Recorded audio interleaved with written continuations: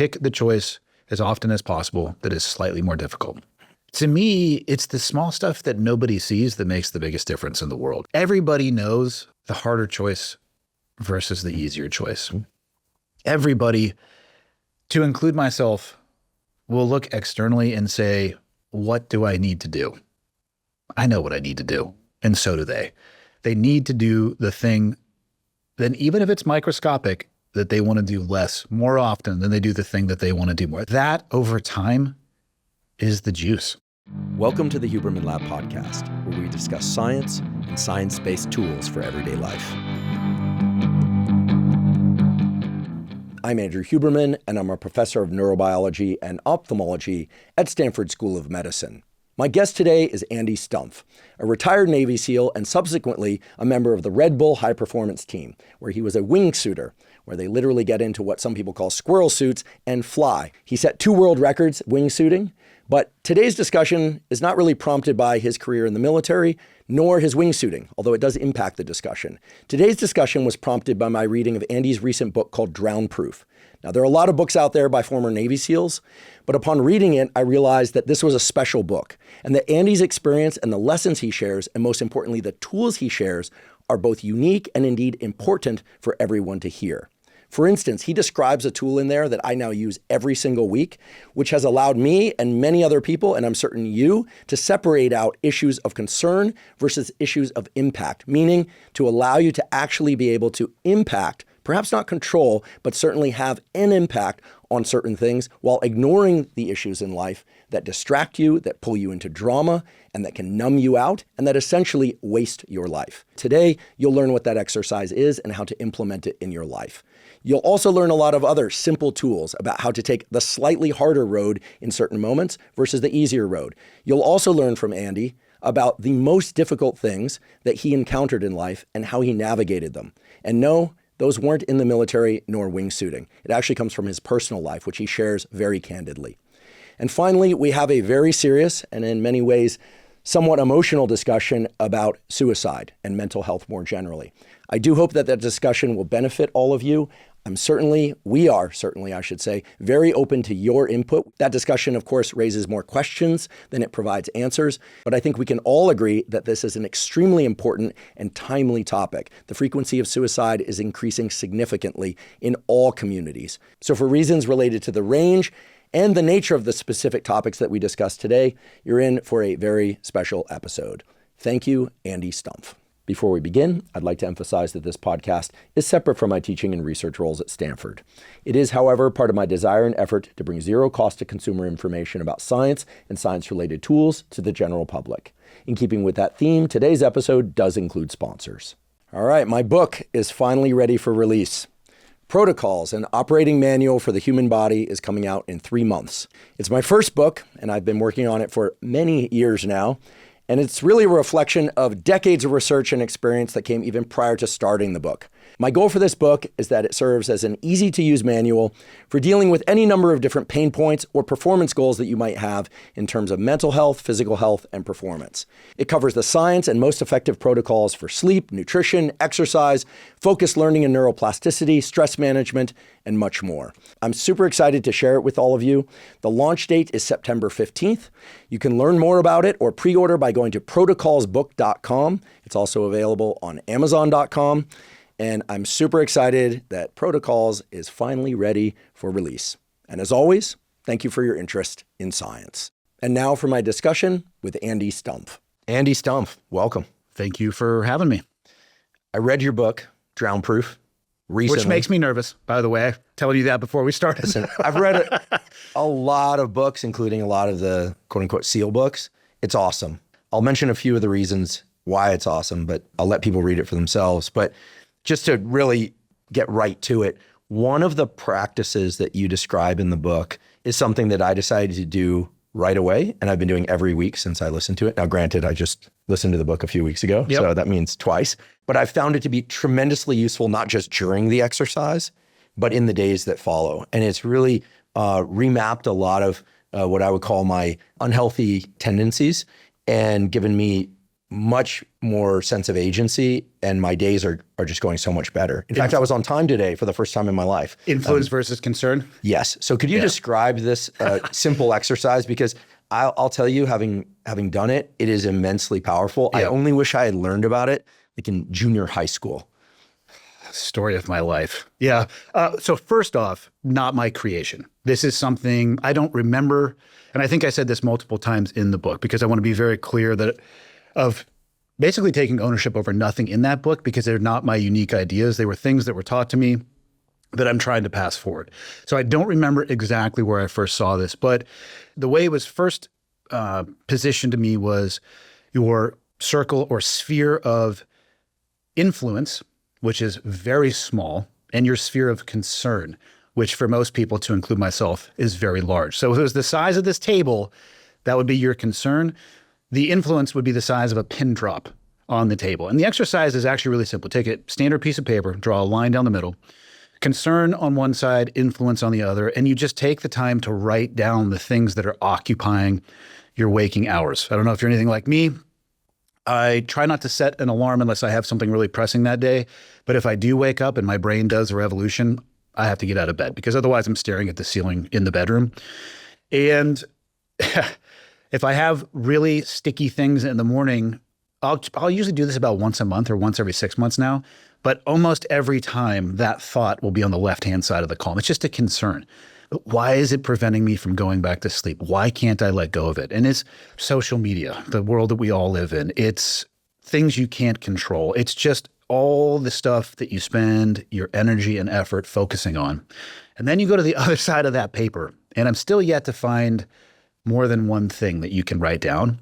And that's the direct influence that you have. And all you really can write on that is yourself. Now you can tranche that out and say your thought process, the way you speak to yourself, the way you plan your day, the way you manage your time. But all that goes back into things you can actually directly control, which leads you to the realization, or leads me to the realization, that I have no control over what happens to me in my life, but I have absolute and complete and total control over how I respond to it. And I think that speaks to the agency piece. And it helps me, especially when I have those sticky thoughts. It helps me at least take a step back. I'm not going to say I'm perfect and I can put down a lot of the things that I'm concerned with, but it will identify for me a healthy or an unhealthy attachment to those things. And it does help me cross back over to, okay, I understand that this is scary or concerning, but being scared or concerned about it doesn't impact outcome. Everything on the right-hand side of the paper does. So that's what it does for me. Man, you want to talk about developing some more efficiencies? It's a great tool. It's startling how much is going to be on the left and how little is going to be on the right. Yeah, it's been a game changer for me because, and maybe I misinterpreted the exercise a little bit, because on the right-hand side of the page, I've been listing out the things that I can control and the things that I can do with my time. That still goes back to you're controlling the management of your time. That's totally fine. And with all these tools, I don't think there is a wrong answer. If it has the impact that you're looking for, again, you could titrate all that back up to you controlling yourself and what you do with your time. I think it's perfect. Yeah. Again, just an awesome exercise. I really encourage everyone to do it. For me, once a week has been very helpful.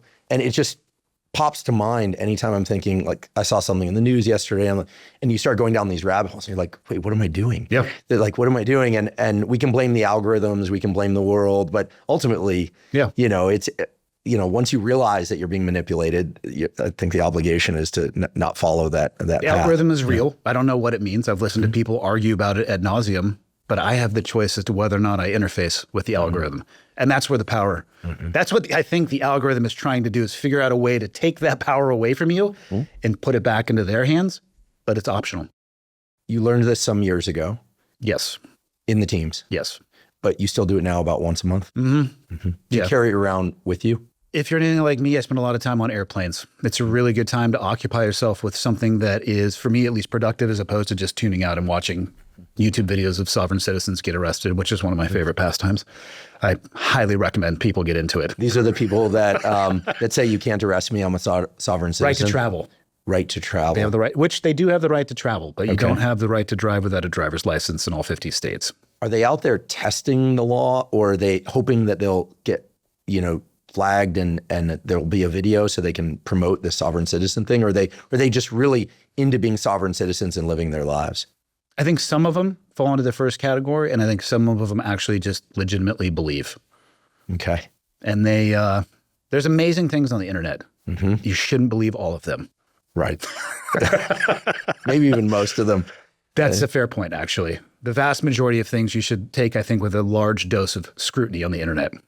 We're about the same age. So late 40s for you, Yep. 50 for me. I was thinking about this in light of this concern versus influence exercise, which is, that they created these like 10 and 20 and 30-year high school reunion things, I think for the reason that you have the choice to go back and learn about what people are doing and who's still married, who's still alive, who's thriving, or whatever. Yeah. Whatever the reason is, we have these things called reunions. But with social media, there's this opportunity to be constantly aware of everybody you grew up with, them of you, people you knew 5 years ago in a job that you no longer think about. So I feel like that left column now has grown tremendously, regardless of somebody's age. The opportunity to be aware of so many more things, not just distant in other countries and other issues entirely, but like our past lives are very much like anchored to us now, unless we really literally draw that line and sever from all that stuff. Because like, as much as I wish the best for all my classmates and all these people in graduate school and it really, a lot of it should not occupy one's mind. Do you ever wonder whether social media itself is making it harder to do this exercise? I think it could be. Do you know who Chad Wright is? Yes, I know of him and we've corresponded a little bit. He is hilarious. We should probably describe He does the same type of stuff that Goggins does. He's an endurance athlete. long red beard. I call him the Forrest Gump of the SEAL teams, to his face, so I'm comfortable saying it. He's amazing. I've had him on the show a couple times, knew him when we were in the teams together, and he came on my show in November. And I don't know how we started talking about it, but it was this conversation around screen time. It's like, all right, bud, let's pull the phones out. Let's see what we got. It's not awesome. I think it was 4.5 hours. So we decided that in January of this year, we're going to try to drive our screen time per day to under an hour for total phone usage. I think phone calls we were able to strip out of that. I think the closest he got was about 90 minutes. And then the last week of January for me, I got mine down to 30 minutes. Now for clarity, I was still doing a lot of the stuff that I was doing on my phone, but I forced it over to my laptop, which was a really interesting experience because it's way less sticky on that platform. So Instagram on your laptop sucks. It's not intuitive. The things that you would normally just do with your thumb, they don't exist. So you end up closing your laptop up. So I'd get on there, post what I wanted to, and then just leave. My mental health was better in January than it had been in a long time. So I 100% think that social media is not only designed to suck up as much as that left-hand portion of your list as possible, but again, it's optional. I mean, you create content, you have a massive platform. I create content. We can easily tell ourselves we have to exist on these platforms, which to a degree we do. The question I ask myself is the platform working for me or am I working for it? And that's the healthy relationship. And I think actually that goes right back to that exercise. Am I targeting what I do with my time and being efficient with it and then moving on? Or am I just getting stuck into this thumb scroll of death, which is right before bed? I've heard you say it's the best time to have electronic device light. Yeah, real bright in a dark room. Right before bed, right? And if you really want to maximize, make sure you do it first thing in the morning too, and don't get outside and look at the sun. But it's so sticky. I'm telling you, when I hopped over to my laptop, at first I couldn't even figure out how to post a picture. And it's so clunky and so not intuitive that you don't want to play with it. Are you still there now? Oh, no, I went right back to using my thumb. What's Chad doing now with his social media? Is he still? He's probably doubled it. He said the same thing too, by the way. Man, this is amazing. We should do this more often. And just right back to being on your thumb again by probably March. So what's mind-boggling about this is, and you'll tell me, no, we're just ordinary people who were trained to do extraordinary things. But, SEAL selection, pares down, for every 100 guys, maybe 15 get through, maybe 10, consistently, right? Discipline is certainly a piece of that. Resilience, mental toughness, whatever language you want to throw at it. You have that. Chad has that. You guys were weaned in that. You were forged in that. Then you do high risk, high consequence work, right? And on minimal sleep, et cetera, et cetera. And here are two guys challenging each other to spend less time on social media, accomplish it by virtue of competition. Okay, cool. And then you say revert. What does that say? Not about SEALs. What does that say about the platforms? Because I mean, think about the rest of the world. It says everything you need to know about the platform. The fact that you can, like you just said, you can recognize all of those things. You can both text each other back and forth in your limited phone usage for the day. Man, this is awesome. And 60 days later, you're back to the same behavior that led you to the November or December conversation. Mm-hmm. That's all you need to know about the platforms. Okay, I have to drill into this. This is not where I thought we would go first, but it gets right to the heart of discipline and self-control versus influence and time, and time is everything. When you are on a social media platform and you're scrolling away, are you aware of the time that's drifting away from you? Yes.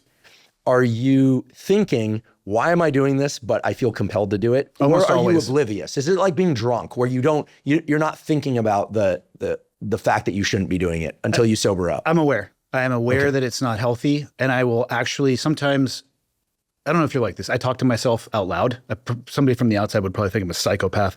But I will say to myself, why are you doing this? This doesn't feel good. And just. For hours. Not for an hour, 45 minutes. I can't go that far. I would feel as if I needed to take a shower if I went that far. Right. But if I have 15 minutes, man, it's enticing. Mm-hmm. And I don't know what it is about it. I mean, I don't feel joyful after doing it. I try not to compare myself to other people. Good luck being on the internet and doing that. I try not to get caught in the negativity aspect of it, because I recognize the negativity bias in myself, where you'll get 99 like, this is amazing, and one guy's like, you kind of suck, and you're just like, you motherfucker. That's the only comment you pay attention to. The brain is wired to identify those outliers. So I refuse to be mean on social media. I won't make negative comments. Don't get me wrong, you can insult people by not being mean. Just have to work your way around it, and it takes a little bit longer. But I know it's not healthy. I know I could do anything other than that time and be more productive and maybe move my life just a little bit in the direction I want to, but I don't. I'd like to take a quick break to acknowledge our sponsor, Our Place. Our Place makes my favorite pots, pans, and other cookware. Surprisingly, toxic compounds such as PFASs or forever chemicals are still found in 80% of nonstick pans, as well as utensils, appliances, and countless other kitchen products. As I've discussed before on this podcast, these PFASs, or forever chemicals like Teflon, have been linked to major health issues such as hormone disruption, gut microbiome disruption, fertility issues, and many other health problems. So it's very important to avoid them. This is why I'm a huge fan of Our Place. Our Place products are made with the highest quality materials and are all PFAS and toxin-free.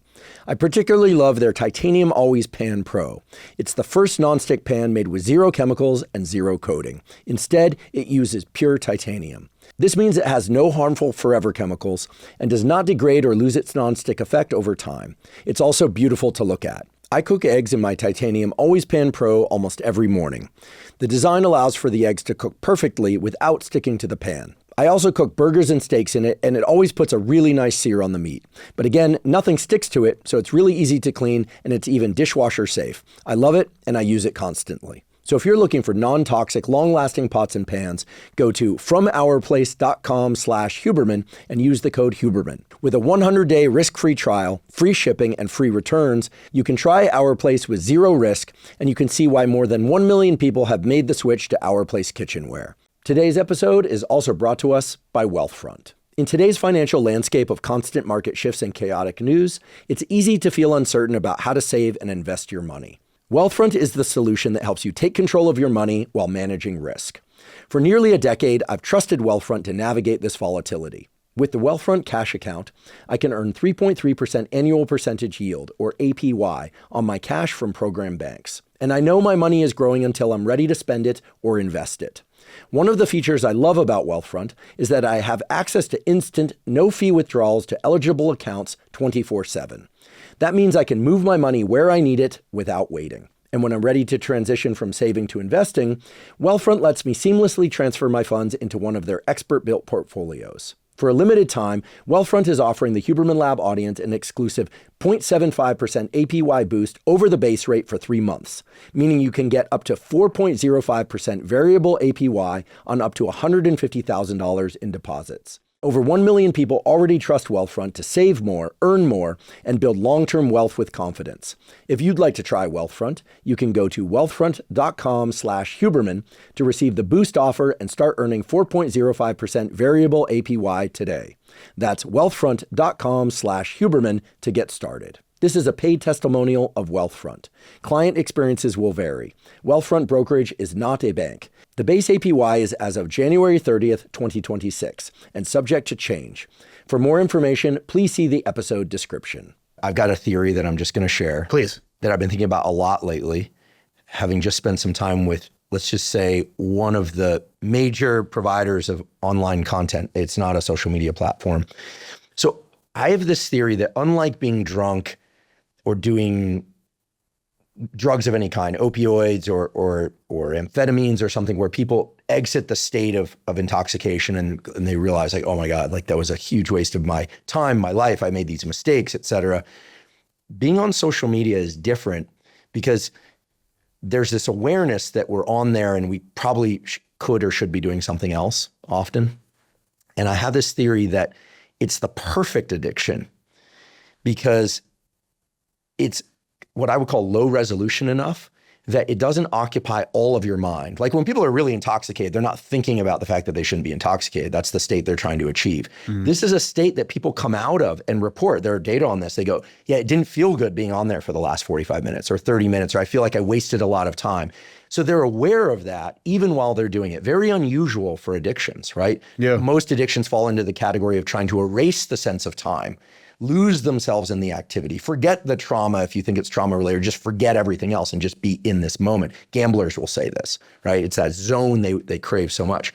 This is different. Doesn't feel really good. You're aware that you're not supposed to be doing it quite like that or that much. So I actually think it's the quote unquote ultimate addiction because it's low resolution enough that your brain circuits can get attached to it and keep doing it while you're monitoring yourself. And yet you can run these two tracks at the same time. So you're not getting absorbed and coming out of it and going, oh my God, I didn't study for my final exam. Oh my goodness, I didn't pick up the kids from school. It's just low resolution enough that you can still kind of tend to the kids, kind of be in a conversation, sort of be on the Zoom, sort of like, and kind of still be driving your life car. doesn't totally fall apart. Exactly. And so in some ways, because it's not so extreme, I think that's actually one of the problems. The other problem is, of course, our brains can, but are not really designed to be split into these, two different activities for terribly long. It's not just an inability to multitask. I actually think that low resolution thing is, you can kind of do it while you're doing other things. Yeah. So this is something that I actually want some laboratories to look at. Where does that lead if left unchecked? Well, for you and for me, the consequences are different and probably less immediate because we've already built our careers. There's the social detriment, relationships to family and stuff that undoubtedly suffer somewhat, right? But they're doing it too, right? So there's that. I do worry, now I really sound like I'm in my 50s, like about the younger generation, because I don't know whether I would have been able to escape this tunnel had these devices been around. So I think that otherwise incredible accomplishments and human beings and careers and families and everything in between, art and music, is literally not going to be made. I fear this much more than I fear AI, to be honest. Yeah, much more. Yeah. In terms of taking away jobs and taking away careers, I think that because it's. I'll tell you this: I am confident that it is way worse than the quote unquote opioid crisis, which was already terrible. I think we're going to be okay. So I have 3 data points, which happen to be my children. So almost 18, almost 21, almost 23. My middle son has got it dialed. He's going to college in Bozeman. I think he's getting ready to start his junior year in mechanical engineering. He's doing an internship at a quantum computing laboratory. I don't know what that means. He tries to tell me. I'm like, he just talked to my wife. It's super cool stuff. He made a robotic hand. Of course, the first way he tested it was a middle finger, which I deeply, deeply appreciate. He is your son. 100%. He exists on social media. He downloads the app once per week, spends an hour on it, erases it. Because it's the pendulum going the other direction for him. My oldest keeps it on his phone, but uses it very sporadically. And it's almost, at least, so the middle one's going to be 21, the other one's going to be 23. My oldest now is almost at the point, and I think his peer group is almost at the point a little bit of mocking people who spend, you know what I mean? It's almost on the other side, like, oh, you're one of those, even though they were raised with electronic devices in their hand. My daughter, on the other hand, surgically connected to her hand and is constantly consuming. So I think she will get there as well too, because when I can kind of pull her out of that digital world, or we go places that have less than optimal cell coverage intentionally, and somehow the Wi-Fi doesn't show up because dad unplugs the router, like, oh, there's no Wi-Fi at the house, that sucks. She can see the light, but my other two, as they've gotten a little bit older, they have seen it and found it on their own. And I think we're going to be okay, because I think that generation now is really viewing these platforms with a little bit more of a wary eye. And I don't know why, but my middle son was the first one. He just was like, nope, this is what I do. I'm on there for an hour. It's 100% for memes for him. And then he just deletes the thing. Great. Yeah. No, I'm very reassured by what you just said. That's at a point of 3 though. So well, it's interesting because all I got. The data on, for instance, smoking in teens, like when we were growing up, a lot of people smoked, young people smoked, you know, that had to be your first act of rebellion. There were all these campaigns to try and get young people to quit smoking, and they did not work. It's going to give you lung cancers. This is your lungs after smoke. None of that worked. What worked was the ad campaign that had these old white dudes cackling and talking about all the money they were going to make on these young kids smoking. So the rebellion of youth, if you leverage it against the big industry platforms, no one likes to be manipulated. But when kids realize and teens realize that they're being manipulated, they'll push back in a way that can be really good for them, which is a little bit of what we're hearing here. So you know, as a parent, I can tell you they push back in ways super hard, maybe almost pendulum the other way. I tell you what they're also pushing back on in all 3 of their generation: alcohol consumption. Damn. Don't get me wrong. There's a time and place for everything. When we go to a yearly jiu-jitsu retreat in Costa Rica, the drinking age is 18. One of my sons is in college. Like I said, it's interesting watching those two. That might be the only singular time they drink in an entire year. That was the opposite of me growing up and the culture of the first community I went into. It is wild to see the push in the other direction. And now I talk peptides, or my middle son, I told him I was coming here. He's just like, oh, ask him what I need to be doing for sleep optimization. I'm like, oh my God. Happy to send it to him. That's his generation. I think I started looking at sleep optimization about last Thursday. You know, it just wasn't the thing that we were looking at. So I actually, as much as my children, I truly believe children are just designed to sharpen their teeth on the parents' bones, I also have a lot of faith on the next wave coming through. This is not a question I ever thought I would ask on this podcast. As somebody who did an episode on alcohol that got some reach and got people rethinking whether or not they wanted to drink. And I should just quickly say, the major response to that was one of 3 different types. One was, I don't like drinking and now I can justify not drinking. There were a lot of people who felt that they had to drink and now they had justification not to. Other people who said, wow, I didn't realize that, you know, it can increase breast cancer risk, or, you know, we have cancers in our family and that's a real thing. So, you know, class 1 carcinogen, et cetera. And then the third category, like, you know, I wish you hadn't told me this information. I really enjoyed drinking and now my friends don't want to drink with me. Fair. And I don't tell people what to do and I, you know, et cetera.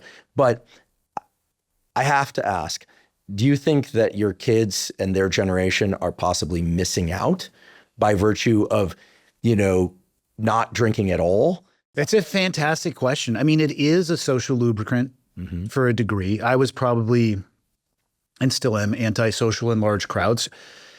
Is there an aspect of that where it legitimately helped me not necessarily feel more comfortable, but maybe get out of my own way when I was younger? Yes. Did it lead to some bad decisions along the way? Yes. Did bad decisions and those consequences shape the human being that I would become along the way? Yes. I don't know where it lands. I do think that there is a chance that, yes, they are missing out on, maybe not formative life experiences, but important life experiences. Well, I think the camera phones are a big concern with drinking now because people are so worried about becoming less inhibited and maybe not even saying or doing the wrong thing, but even things as trivial as like, look, not everyone is an awesome dancer. They can get filmed, they can get posted, they can get teased, there's social shame. The other problem is that many, many people are awesome at certain things, and those are the things that tend to be high amplitude also. And so people feel like they, if they're going to be seen online, they have to be in some impressive form. So I don't really know. I do worry about the cannabis thing because I'm not anti-cannabis, but I do think given a couple drinks a week versus smoking weed in terms of like the overall risk benefit, alcohol seems less risky to me, but I think so. I mean, look, there are high performers and people who can use cannabis and they're like not a problem. Young males in particular who have a predisposition to psychosis or bipolar disorder, some of them smoke high potency weed or even low potency weed, and they never come back from the psychotic episode. I know a lot of examples of that, and that's in the data now. So alcohol, you can drive off a cliff, you can run somebody over, you can say or do something really, really stupid, but assuming those things don't happen, the immediate risks and long-term consequences of like having a couple beers or a couple drinks or maybe even a few more, try to get home safe, you don't say or do anything stupid, like you're not gonna make yourself psychotic. I'm kind of in the same boat that you are. I'm not here to tell people how to live their life. I do think that they should pay attention to the risk versus reward. Live your life how you want. Your choices are going to have potential consequences, and some of those can be pretty big. There's some things I deeply regret about my expressions of being a human being when I was drinking when I was younger. And there are some things that I feel like my life would be completely different without, and that I would never want to give those experiences back. I don't know how you table that, though. This is a fascinating cover. Didn't know we were going to go here. At my own life, I wouldn't give up those experiences. But I also don't feel comfortable saying you have to drink to have them. I don't know what the difference looks like, though. Maybe later on, as you grow into I'm a more confident person now, absent alcohol, than I was a more confident person younger, absent alcohol. So maybe time will help you get to those places where you could take those actions where you needed that social lubricant. But maybe not. I don't know, man. Well, it's like sleep is super important. And I think it's great for everyone, especially young people, to understand just how great they can feel and mentally and physically perform when they're well rested.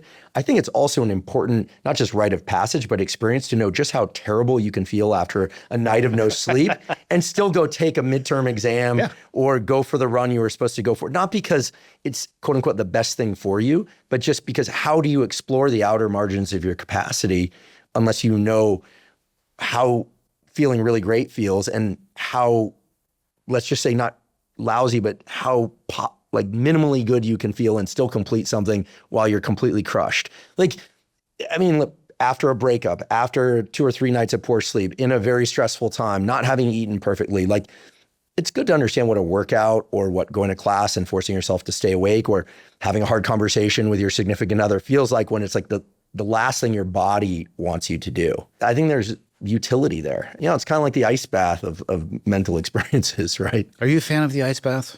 I am. And what temperature? Cold. 34? So on Rogan, I said, low 50s, and he was shocked and dismayed. It was like an older brother or guy you respect looking at you like, oh man, should we even continue this podcast? I was like, I knew you. And I quickly went to, but I go into the sauna at 220 degrees Fahrenheit, which I do. I'm very heat tolerant, not as cold tolerant.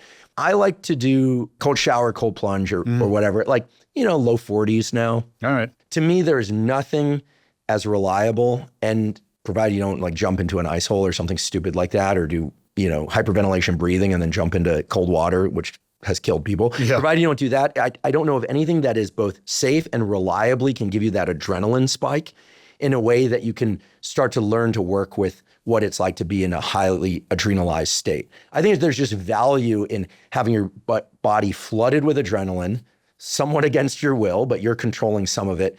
And learning, I think it's a great space to explore, okay, do I distract myself? Do I lean into it? You can explore a lot of your own consciousness in these high arousal states. And I do think there's carryover. And yes, there's a nice long wave of dopamine that lasts many hours. That's known. There's a nice long wave of adrenaline.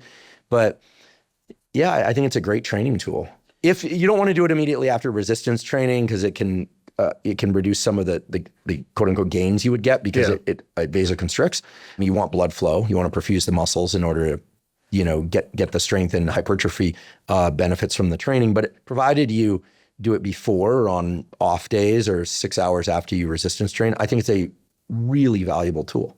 What protocol would you use? I like to have my cold plunge at about 80. What would you do? Like 10 in, 5 out, a couple times? 80 degrees Fahrenheit? It's great. I can bump it to 85 if you think that's a little too low. Team guys have this advantage that they did all that, so they can be like, I did it, I don't want to do it, right? That's kind of like, I went through that. I don't know if that's an advantage. It's like the people who are sleep deprived in medical school. They're like, yeah, I don't do that anymore. I get it. Like, you guys suffered enough. When I went down to Jocko's, he specifically had me do a heat-cold protocol because I like to do 3 rounds of each. Okay. Heat at somewhere about 210, 215, maybe as high as 220. It was hot, but I'm pretty heat tolerant. For how long? That'll be 20 minutes. And then go into you don't want to start right off with that, right? And then go into the cold. And so they packed the sauna, they cranked that thing up, and they kept resetting the clock. And literally, he'll tell you, I was down on the floor where it's, not cool, but it's still cold, or heat rises, obviously. And his daughters, they were laughing, his family. And so everyone in there, young and old, male and female, was just laughing at me. So he has what he calls the factory reset protocol, which is where you don't know how hot or how long you're going to be in there. And you don't know how cold or how long you're going to be in there. And we'll talk about this a little bit about time, but I don't know. If you don't like the cold, you don't have to do it. But I do think most people can really benefit from it. I'm saying I'll develop a protocol for 80. The sauna will be at 97. Easy transition back and forth. Who knows? All right. Taken from the guy who jumps out of or off of mountains in a squirrel suit. Let's talk about the squirrel suit. Sure. And why in the world anyone who values their life seriously, though, I get it, would do this. And is there an off-ramp? Is there a parachute? And when you learn how to do this, how hard is it to learn? And what's the juice there? Okay, a lot of questions there. Okay, it's funny. A lot of people call them squirrel suits. It's just a wingsuit. Squirrel is actually a manufacturer of one of the suits. Fantastic branding. They happen to be the suit that I jumped. So essentially it is a human body turning into a nylon wing. That's really all it is. It's nylon. It's some neoprene around the wrists, so you have a little bit of flexibility in the wrist. They're really actually advancing the leading edge technology with the fabrics. It's crazy to look. I don't know the name of the program, but you're looking at all of these images from the side of wind angles and how the suits, they're looking to reduce drag. And it's more than just the rigidity of your body. So at least the suits that I jumped are modern suits. They are ram air inflated. So there is an outer layer on both sides, an upper layer, let's say for your back, and an underlayer for your belly. In between, it's much like a canopy. There's ribbed fabric with portholes. And on the front and back of the wing, as you give it airspeed, either exiting an airplane that's already in flight, most skydiving airplanes are probably doing 80 to 120 miles an hour, or in the base jumping world, and this is where it can get spicy, is you have no airflow for about the first 4 seconds. Because base jumping, for those that don't know, is call it a fixed object. Building, antenna, span, or earth is what the acronym stands for. You're probably not going to do it off of buildings because you need time to get the suit actually flying. But it's a different experience because if you jump out of an airplane, those ram air inlets fill up, your suit it's pressurized. You can feel it and you can already fly your suit. You can flip over. You can actually, I've gotten above aircraft many times. You can basically translate that horizontal lift into power and go above them shortly. You're going to come back down. Otherwise you'll stall the suit and it starts waffling down. But in the base jumping world, it's a 0 airspeed exit. So for the first about 0 to 4 seconds, you don't have any air filling up the ram air inlets. So if you don't go off in the right body position, or if you go head low and are scorpioning, or head high and then you pitch through that and there is terrain below you, that's how a lot of people die. But the suit itself is basically that. It's there's wings, there's a large wing between your leg, a wing underneath your arm, on both the left and right hand side, and they come in a variety of sizes. So learning it it's simple, not easy.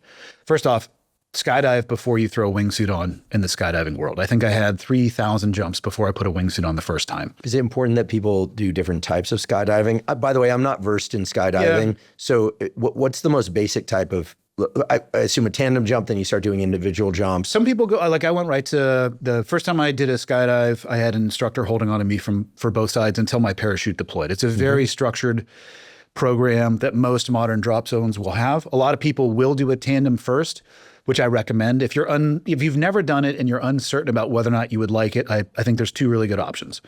One is a tandem, but if even that idea makes you a little bit uncertain, there's now enough wind tunnels around, commercial wind tunnels. There's Oceanside Wind Tunnel. There's one in LA. There's one in San Diego. They're all over the place. So I was just in Virginia Beach. There's one in Virginia Beach. So it simulates the sensation of falling through the air in an environment where you don't have to wear a parachute, you don't have to ride an airplane. You literally hop in there, they can hold on to you, and it feels like skydiving. Sounds like fun. It's leveled up what people can do in the air because it's this contained environment where you can see if you're moving a millimeter. The number of jumps I have had where you jump out into the air, where your only reference is another person that's moving around, and you were sliding all over the place. Like, fuck you, you were sliding all over the place. Neither of you know, because your reference is the earth just flying around. And then you get into the wind tunnel and you're both up against the glass. You're like, oh, we both suck. So makes it a little bit more difficult. The most basic type of skydiving would be just exiting the plane in flight, falling with your belly oriented towards the ground and deploying your parachute on time. Skydiving is 2 parachutes, main parachute and reserve. Reserve is packed by an FAA rigger. And I believe for one period of time, it was 90 days in between pack jobs. I think it's 6 months in between pack jobs now. But full, they open it up, the reserve. They open the parachute up, they inspect it, they make sure that the canopy is good, the lines are good. The automatic activation devices, which are computers sensing fall rate, barometric pressure with a firing criteria, which will fire your reserve for you if you do nothing, which has hundreds of documented saves, by the way, for an unconscious jumper, whatever it may be, or somebody, as crazy as it is to say, somebody falling through the air, forgetting to look at their altimeter because they're having so much fun. It happens. So Cypresses or Vigils or just AADs, automatic activation devices, have saved hundreds of lives. So that reserve parachute is packed by a rigger. Most civilian jumpers will pack their own main parachute. It takes 5 minutes for an experienced jumper, maybe 20 minutes for somebody who is learning. And you can go do, I think the most jumps I've ever done in a day was probably 30. That was at an event called a boogie where it's just as fast as you can go. And you're just jumping. And an average day for me when I lived in San Diego would be 6 to 8 jumps. I'd like to take a quick break and acknowledge our sponsor, AG1. AG1 is a vitamin mineral probiotic drink that also includes prebiotics and adaptogens. I discovered AG1 way back in 2012, long before I ever had a podcast, and I've been taking it every day since. The reason I started taking AG1 and the reason I still take it every day is because AG1 is, to my knowledge, the highest quality and most comprehensive of the foundational nutritional supplements on the market. AG1 is designed to support things like gut health, immune health, and overall energy, and it does so by helping to fill any gaps that you might have in your daily nutrition. I get asked pretty much all the time, if I could only take one supplement, what should that supplement be? And my answer is always AG1.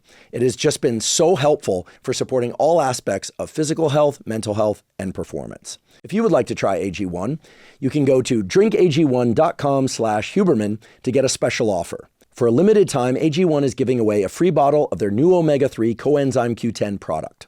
Omega-3 and coenzyme Q10 are known to support cardiovascular health, cellular health and energy generally, brain health, and much more. I personally take them both every day. Again, go to drinkag1.com/Huberman to get a free bottle of the new omega-3 coenzyme Q10 with your first AG1 subscription. For somebody's first non-tandem jump, how high is the plane off the ground? 13,000 is about average, 13 AGL. So if you're learning in Colorado or another Rocky Mountain state, you might only get 12 AGL because you might be up to 16 to 18,000 feet. But there's flying with your belly oriented to the earth. There's people who like to do it vertically, either feet down or head down. People who fly on their back. There are formation jumps where they'll get a bunch of people together. I think the world record is hundreds of people linked up in free fall. You can watch it from the ground. It's crazy to see. They'll have 8 aircraft and you just see these just people bombing out of the back. And they'll make these snowflake configurations and people just sitting there on the ground, watch them either naked eye or with binoculars. And then at break-off altitude, everybody's tracking away and then all these canopies open up and then on landing, it gets a little bit wild. So it can get as much as you want. And then wingsuiting is just a part of that. But you can jump a smaller wingsuit. So if the suits I ended up jumping had a lot of fabric because I wanted to have a nice glide ratio, and I wanted to be able to extend the amount of time in the air. You can get suits with a smaller wing, which give you more maneuverability. And you learn in those and then get a little bit bigger, a little bit bigger and bigger, bigger. So as safely as possible, graduating your way towards those larger suits that can have more consequence. You can end up on your back in the wingsuits in flat spins. And I've seen people, you can get out of it. You need to get out of it quickly, but we're talking fully blown red eyes when they get to the ground from centrifugal force, and pretty quick too. That's the skydiving world. 2 parachutes. The base jumping world is you're now down to 1 parachute that is packed very similar to a reserve, but it's packed now by the jumper who is doing the base jumping. And the reason for that is you are generally very close to the ground at an altitude where a reserve isn't going to save you, because it does take a couple hundred feet for a reserve to open up. And in the US, there's one place to legally do it, 24/7, 365. It's the Perrine Bridge up in Twin Falls, which is where I learned. It's, the legality aspect is if people pursue to go they want to go that way, do your research, because there's some cities that had some problems with it. So they made it a felony, which will change your life if you want to test gravity off of a building. I don't know if the capital F is necessarily worth it. Vegas and New York are 2 good examples of that. Most people start off with that bridge. And then an antenna is, of course, exactly that, radio antennas. And there are other countries in the world where that is legal to do. And a lot of times people will travel. Buildings, you can get permission depending. I know one of your guys worked with Red Bull, not for Red Bull. He clarified for us. Shockingly enough, if you write a large check, things that were once illegal can become legal for short periods of time. So they will get permission to go off of buildings. Or you can go to Dubai, where for, I think it was a year, they had this huge, it was fully just set up for legal base jumping off one of the top floors of one of those skyscrapers, which is unbelievable. And then Earth, which is obviously that. And cliffs. My first base jump off of actually it was from the bridge. I have done an antenna, buildings, not many buildings, but my first jump off the Earth was Monte Brento in Italy, which you jump, open your canopy, land, walk across the street, and there's an Italian espresso just waiting for you. Perfect. It's basically heaven. And then we stayed there for 2.5 weeks and went into Lauterbrunnen in Switzerland. But I had been skydiving and flying a wingsuit. Then I had to learn how to base jump. And then at some point you have to combine those two. So one day you have to go from never having pushed off of a cliff in a wingsuit and having time flying it in the air to kind of bridging that gap where now you have this first 4 seconds that you have to deal with, where the suit feels really sloppy. It doesn't feel rigid, and you can't really do anything until it powers up and you can pull away. So that's kind of the activities. The why, I can't answer for anybody other than myself, but the why for me actually had nothing to do with the activity itself. And it is dangerous. There are some people who try to romanticize the danger of that. And if people want to participate in things because they're dangerous and that's how they want to define themselves, I leave that to you. Just, be aware of the potential consequences you might get yourself into. For me, I got into that about 3 years after I got out of the Navy, and I didn't realize what it was I enjoyed so much, but it was the mental reset associated with that. At about 1 minute out on a helicopter, for me, and I can only speak for me, your entire we're talking about time. Your entire circle of concern goes away, completely gone. And there are very few times in my life where I've ever been able to get into that headspace. But it might be the most powerful headspace I've ever been able to arrive into. And my ability to find my way there lasted for months afterwards. Mm-hmm. Because overseas, yeah, they ask you to do some bizarre stuff. But you also likely at some point in your career will have a family, maybe your first house, whatever it is, and like, fuck, the washing machine just broke. And you're dealing with real life stuff. Did I write enough checks before I left, before the digital age? Did I write enough checks before I left to make sure that the rent was already paid? Now, these are the things you're thinking about. Just normal everyday life, an argument with your spouse, your kids, the holidays you may have missed, all that stuff. You get on a helicopter and you start heading towards an objective, and all that stuff starts to go away. And for me, about the 1 minute and in until it lands or you're stepping off, it becomes this focus on the next 3 seconds of your life is the only thing I was capable of thinking about. And that is such a beautiful place. God, you want to talk about the ability to perform and not feel like you're necessarily, you're not trying to force it. You're just, there's books been written about the flow state, for lack of a better term. Incredibly impactful. And I didn't realize how much I needed that. And I didn't realize how much that job was providing for me until it was gone. And then the static of everyday life just is overwhelming. Skydiving, I guess you could get that, or maybe I got that when I first started. But after a few thousand jumps, about everything that's going to go wrong, you're going to have your first cutaway. You're going to have a mount, you know what I mean? You're going to deal with your gear. Your reserve is going to open.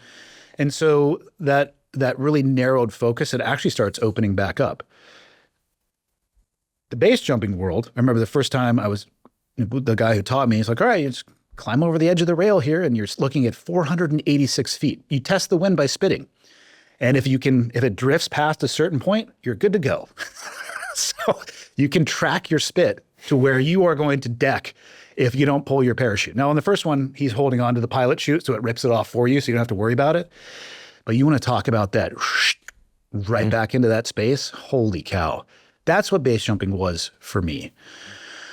I had some of the deepest conversations with my friends on the 4-hour hikes that would lead to a 90-second jump. And 2 weeks of those 90-second jumps, I could get myself into such a more dialed headspace for 6 months and be better at business, better at, a more patient father, a more patient husband.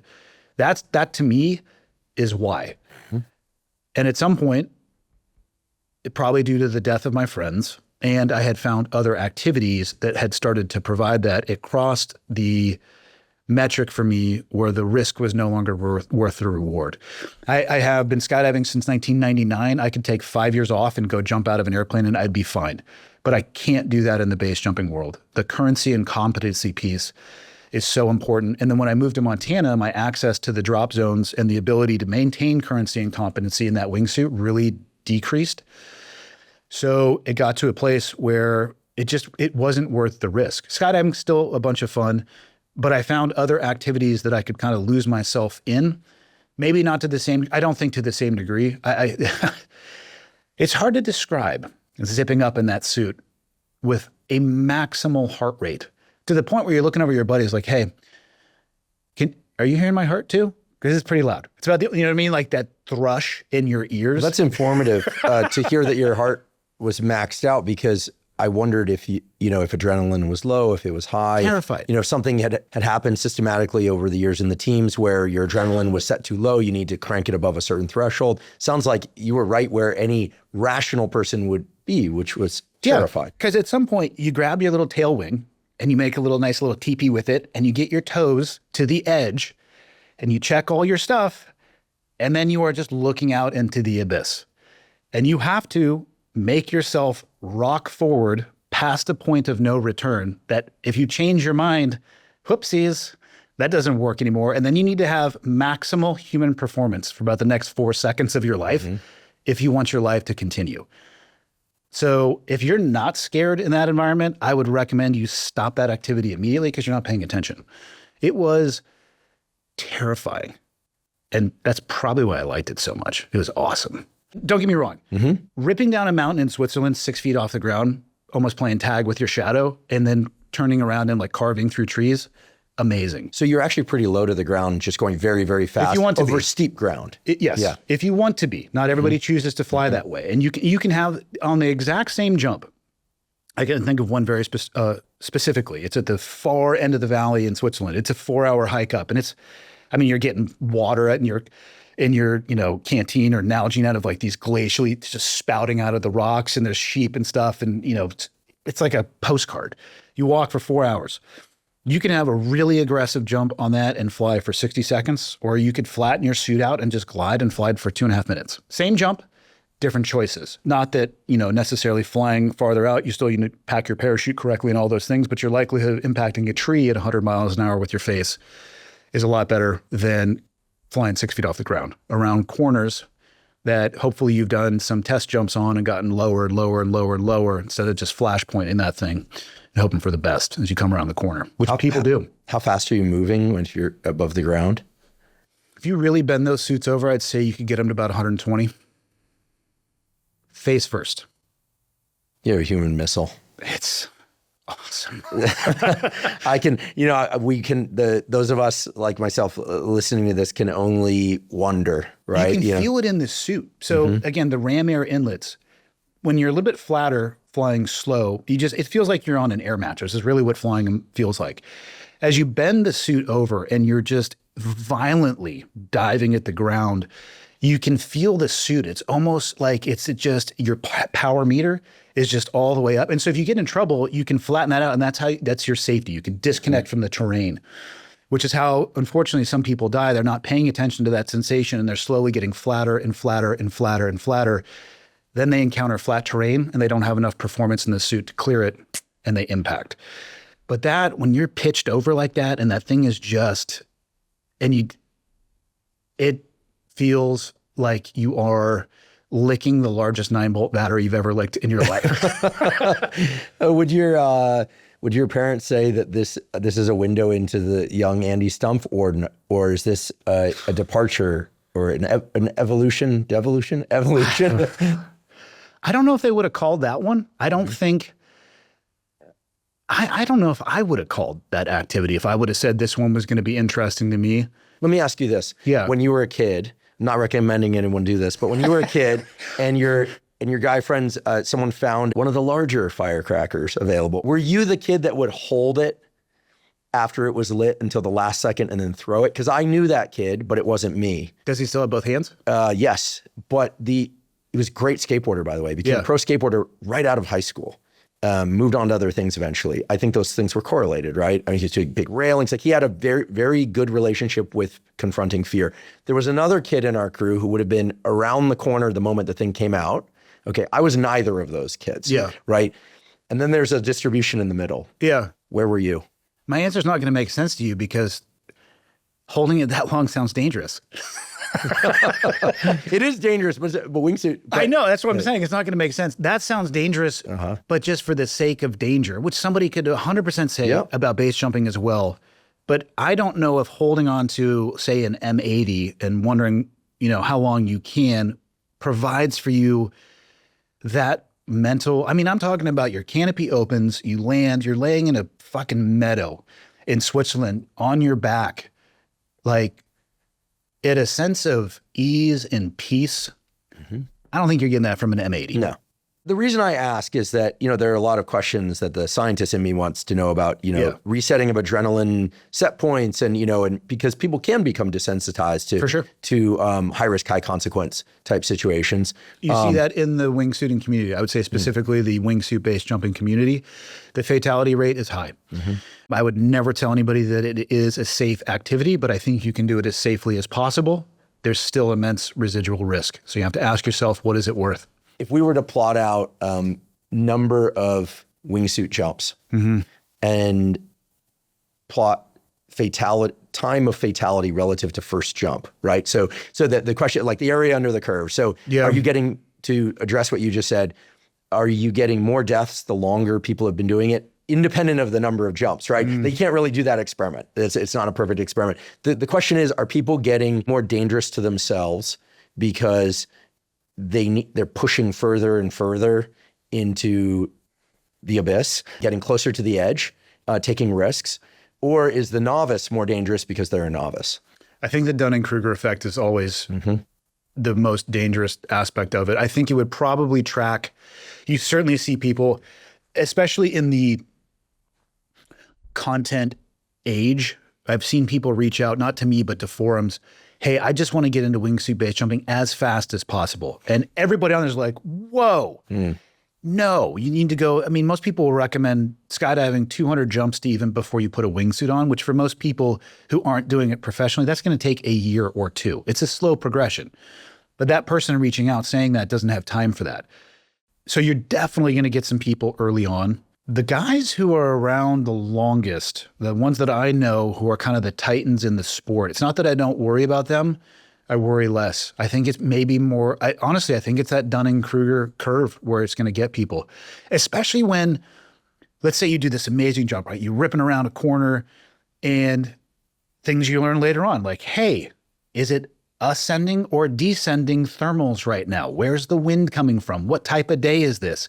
Is the slope, I'm just jumped off, maybe it was a western facing slope that I jumped towards, and I felt this amazing uprush of air, which is what you want to feel on an exit point. Same thing as why airplanes take off into the wind. It helps with performance. Well, as I am cruising down this mountain, am I thinking about the fact that 3/4 of it is covered in the shade, and maybe the thermals have swished along the way, and you're going to start feeling this pressure of almost a hand on your back? You do that the first time you do that jump and you survive. The dangerous thing to say is, nailed it. But did you nail it, or did you get away with it? Mm-hmm. And that's what kills people.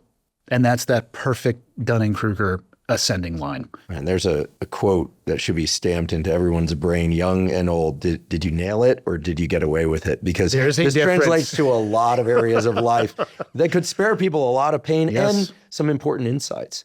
I got away with it more than I nailed it. Are you just being humble? No. Okay. No, you don't know what you don't know until you see somebody else get bit by the same thing, or you're on a jump with somebody and only one of the three makes it out, or two of the three makes it out, and they all had the same idea and plan. And you describe some of that in your book. I don't want to give that story away. But, with Alex specifically. I wasn't there for Alex's jump, but I had jumped with Alex enough for years. The one thing I wish I could do looking back with him is I was there with him for some close calls that he had.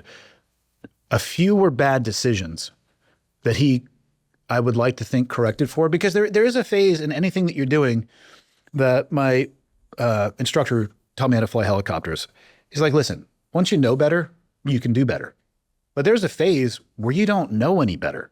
And so you think what you're doing is correct until either somebody points it out, or you watch something so horrific happen and you pay attention to an investigation afterwards or a debrief afterwards, and you can learn from that.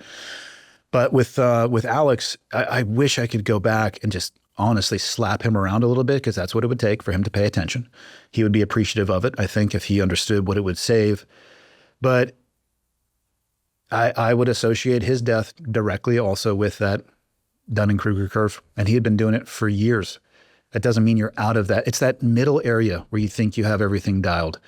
I think he had gotten away with it more than he had nailed it, and I had to. Would you let your kids squirrel suit?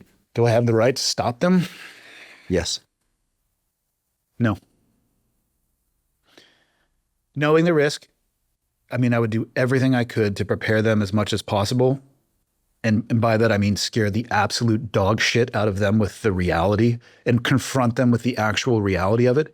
Show them how long it would actually take, what they would need to do, what they would need to sacrifice in order to be able to get at that level. But then if they wanted to make that choice,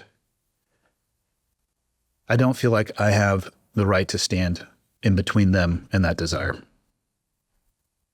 Appreciate the honest answer. I'm sure they do too. I don't know if your wife appreciates that particular answer, but we'll ask her. I don't get involved in marital disputes. We don't have any. Our relationship is perfect.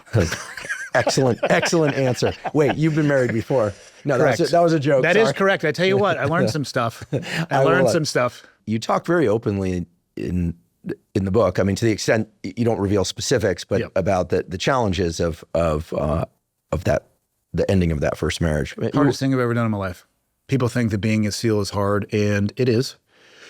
But a lot of that is truncated with, hey, we're going to go overseas for this short period of time and time away, and it can be physiologically and psychologically challenging. But once you're in that community, I didn't encounter anything.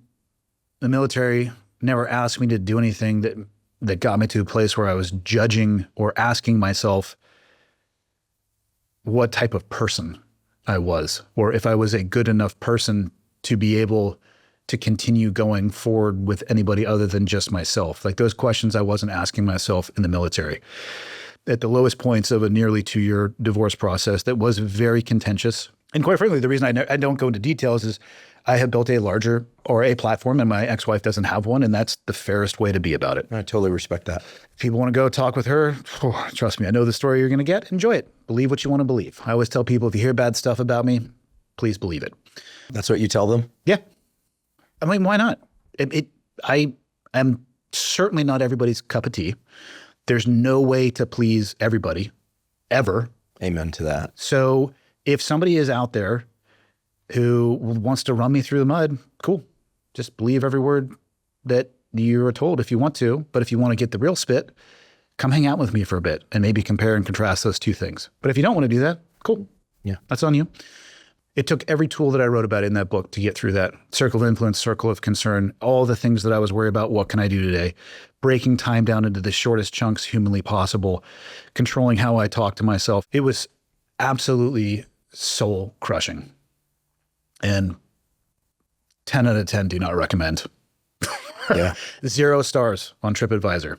Yeah, that portion of the book stopped me, I have to say. And there were other parts of the book that paused me, where I was like, whoa, I didn't expect this coming. And, and I take notes on what I listened to. I also read the hard copy. I should have mentioned that earlier. I like to do both. It's really helpful for me.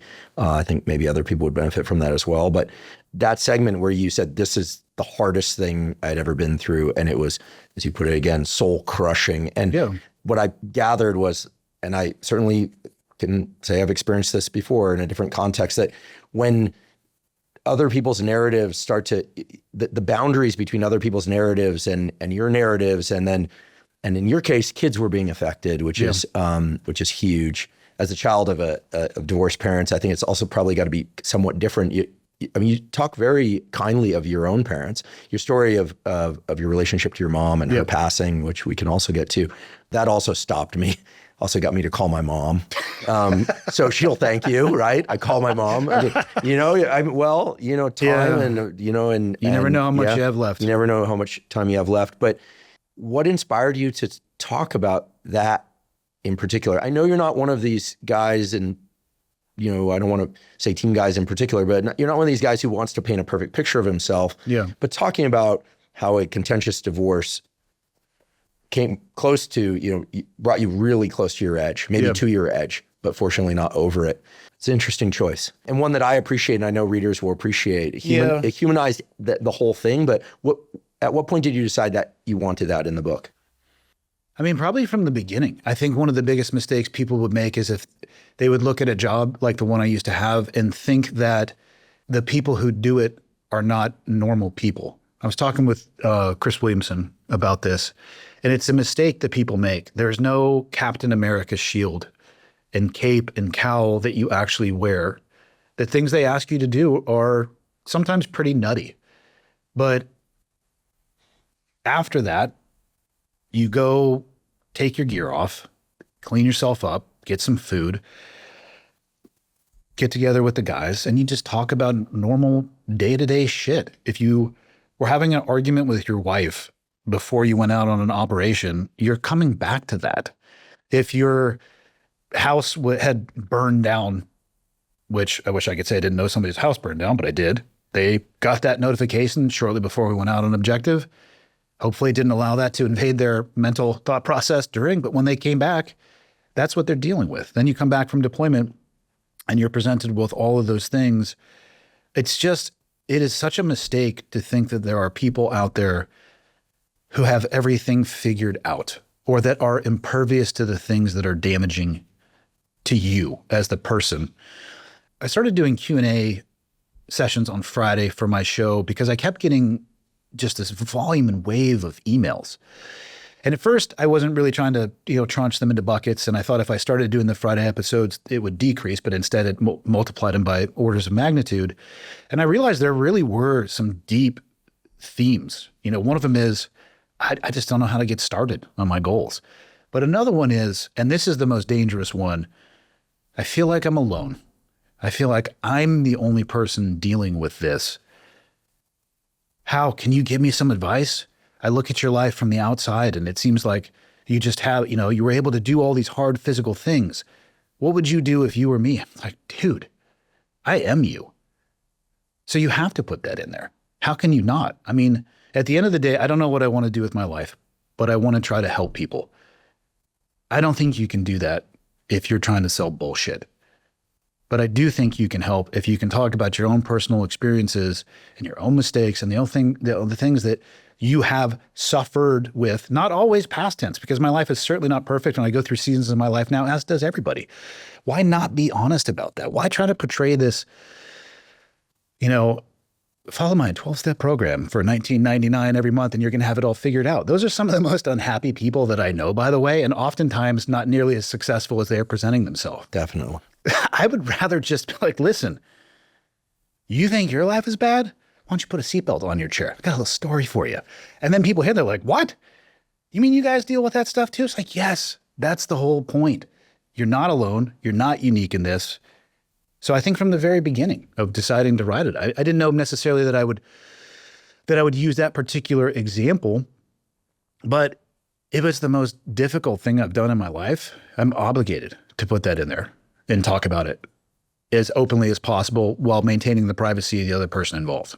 Yeah, I was impressed how you maintained respect for your kids, for your ex-wife, your current relationship, and at the same time acknowledge that, the exchange was anything but cordial. It was anything but cordial. And, I've talked about this before, and I don't know if it made it in the book, but I lost contact with my oldest son for 18 months.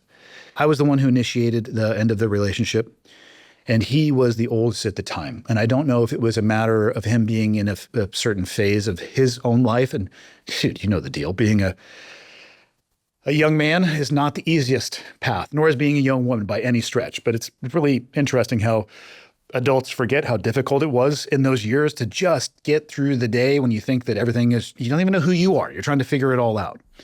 But for 18 months, I tried calling him. I tried texting him. I tried writing him letters to his mom's house. I would pull up next to him at a parking lot that he would go to before he went to work. And he would burn out of the parking lot without even acknowledging that I was there. And you think SEAL training's hard? Imagine something that you don't have the vocabulary to describe how much you love and thinking every day, I don't know if I'm going to get this back. What else can I do? And now, thankfully, by staying the course, I think I have a closer relationship. I mean, and not everybody has that outcome, but our relationship is probably closer than it has ever been. And he'll call and ask for my advice or just want to bounce stuff off of me, which I think as a parent, like if your kids are soliciting your time to ask questions, whatever it is you're doing, stop doing that and take the time, because it's pretty awesome. And it means that they care about what you say. But I thought that was gone, man. You want to talk about soul searching? There's nothing I did in the SEAL teams that made me wonder whether or not I was a good enough man to still exist. But that experience did. I'd like to take a quick break and acknowledge our sponsor, Function. Function provides over 160 advanced lab tests to give you a clear snapshot of your bodily health. This snapshot gives you insights into your heart health, your hormone health, autoimmune function, nutrient levels, and much more. They've also recently added access to advanced MRI and CT scans. Function not only provides testing of over 160 biomarkers key to your physical and mental health, it also analyzes these results and provides recommendations for improving your health from top doctors. For example, in a recent test with Function, I learned that some of my blood lipids were slightly out of range. As a result, I decided to start supplementing with nattokinase, which can naturally help reduce LDL cholesterol. And it did. In a follow-up test, I could confirm that this strategy worked. My blood lipids are now back exactly where I want them. Comprehensive lab testing of the sort that Function offers is just so important for health. I mean, how else are you going to know what's going on under the hood? And while I've been doing blood work for years, it used to be time-consuming, complicated, and expensive. In fact, I used to spend thousands of dollars per year trying to get this kind of data, and the data, frankly, were not all that good. But now with Function, it's extremely easy and affordable. A Function membership is only $1 a day, $365 a year. And if you think about the information it provides and the health challenges it helps you avoid and the proactive things that it can do for you to enhance your health, I truly look at it as a savings. To learn more, visit functionhealth.com/Huberman and use the code Huberman for a $50 credit towards your membership. Again, that's functionhealth.com/Huberman. Wow. Well, I will say, as the description of your final moments with your mom led me to call my mom. I wasn't being facetious, it really did. You know, the description of the divorce process and the challenges that go there that, I don't want to make this about my story, it resonated in certain ways. I grew up in a very high conflict divorce.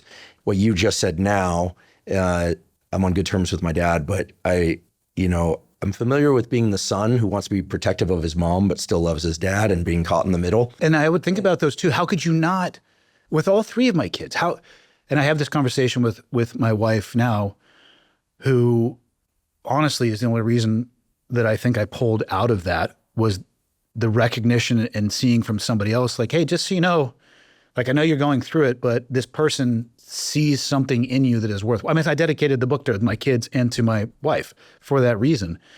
But we'll talk about this now because it's like, why would they say that? Or why would they do that? And she's like, listen, that's always going to be their mom. I'm like, yep, got it. Totally nailed it. I understand now. And it recenters and like, okay, doesn't make it any easier to deal with, but I understand. Sons and fathers have a certain dynamic, and mothers and sons have a certain dynamic. And of course, mothers and daughters too, and fathers, I only know my own experience. Yeah. I do have a sister, so there's a parallel experiment. There's a control experiment. She wouldn't appreciate me calling her the control experiment. But did you realize in your parents' divorce that it was going bad before they got divorced? Definitely. And listen, I've done a lot of work with both of my parents we're on great terms now. I can truly say that. My dad was on this podcast. I know you've had conversations with your dad publicly. My dad and I are quite close. And I now look at it differently.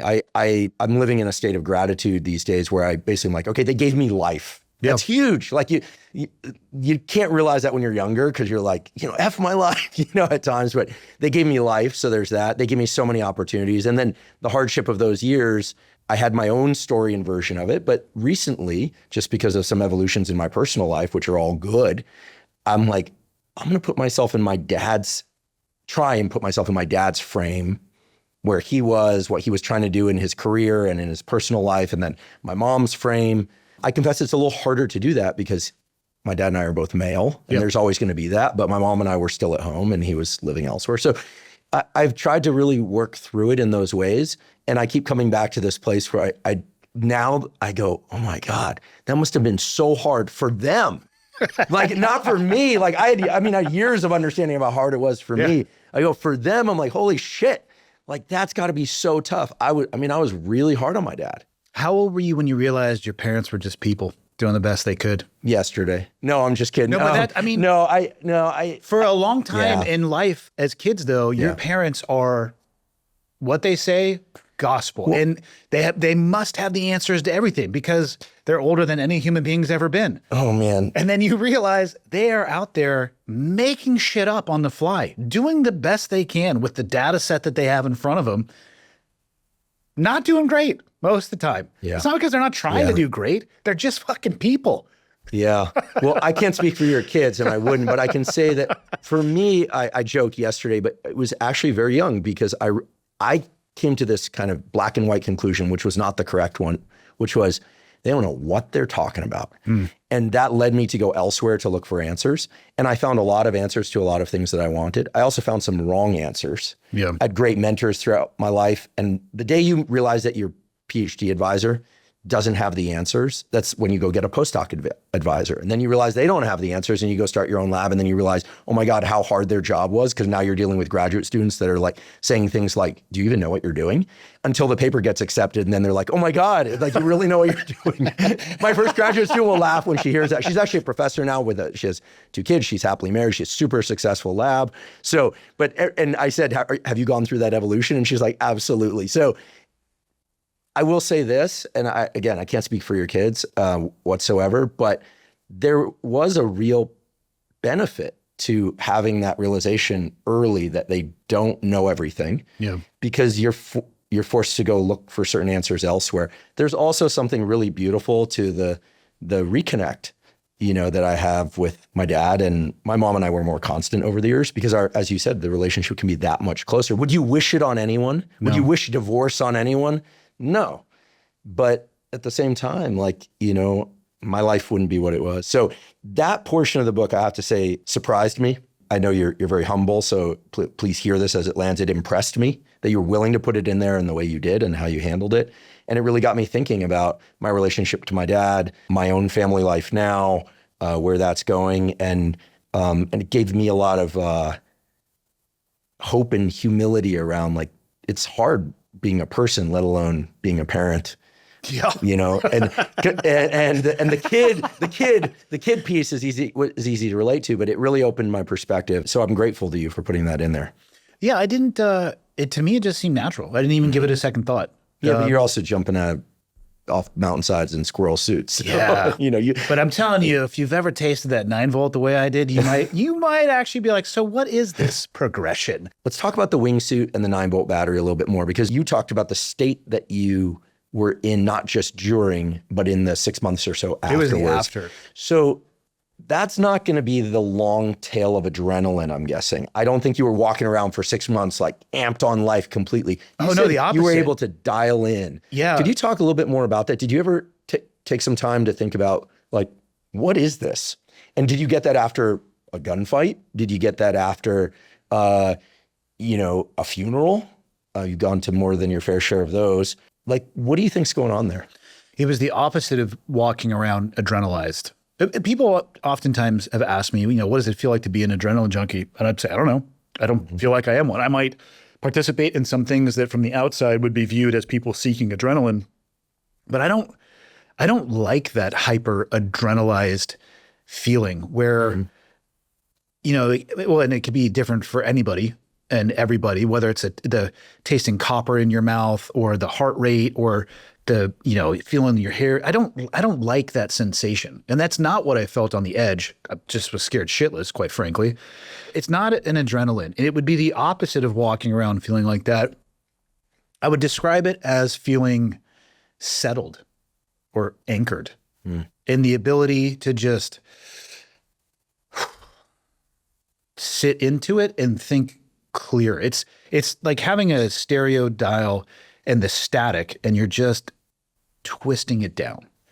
And then the BS of life, and it comes back up, and it comes back up, and it comes back up. And you go on another one of those trips, or I should say I would go on another one of those trips, and it would dial it down. After a gunfight, it's not like the movies. Most of the time it is so fast. It is such a rote decision. But it's high adrenaline, presumably. Moderate? I think it would depend on how much time you had to make a call. I mean, most of it is, or in many times, a broad example, come around a corner, binary threat or not threat. There's not a whole lot of time to get ramped. I mean, you got to make a decision right there. I think maybe afterwards you might get an adrenaline dump, or it might catch up with you. And I can't really think of anytime I've thought about an adrenaline dump or I've seen it, it's people actually kind of melt a little bit, the far side of that, where they're just, their performance degrades for sure. They're on the other side of the bell curve of performance. I didn't see anybody experiencing that, or maybe they were doing that when we were on a helicopter or vehicle on the way out. Not that much adrenaline. And again, it's just not as much time as movies and TV shows make it out. It's just not that sexy. When you got back, I would say for myself, if the optic of time starts coming in at about the 1 minute out, I would say as you were to get back, and I would say for most guys, it's more of a routine, but taking gear off a certain way, hang it up, uniform off, shower, food. I think you find that settling spot once the guys come back together, generally communally over a meal or back in your hut, whatever your team, we would usually have it separated by team. I think you would find your way to that settled space as well too. So similar. I don't know if it was as powerful though. Let me ask it slightly differently. Coming back from a wingsuit jump and it went well, everybody lived, including you, maybe learned a few things, maybe some errors you were able to correct, which is also learning, but you feel good about it. How do you sleep that night? Oh, so good. Yeah. Yeah, probably better sleep. Let me see. I'm trying to think about sleep. God, you're going out so repetitively. Yeah. Guys are, it wasn't unhealthy reliance upon Ambien. Is that sleep or hallucinating? Ambien can induce some amnesia, but it has its place. But it's not the first line of attack. I know SEAL team guys liked Ambien. I think nowadays they're using things less. It's what they had available. Yeah. And unrestricted in a bowl. Take what you want. I know people who would take 2, unpackage another 2, put them next to their bed with a little cup of water for the middle of the night when they woke up.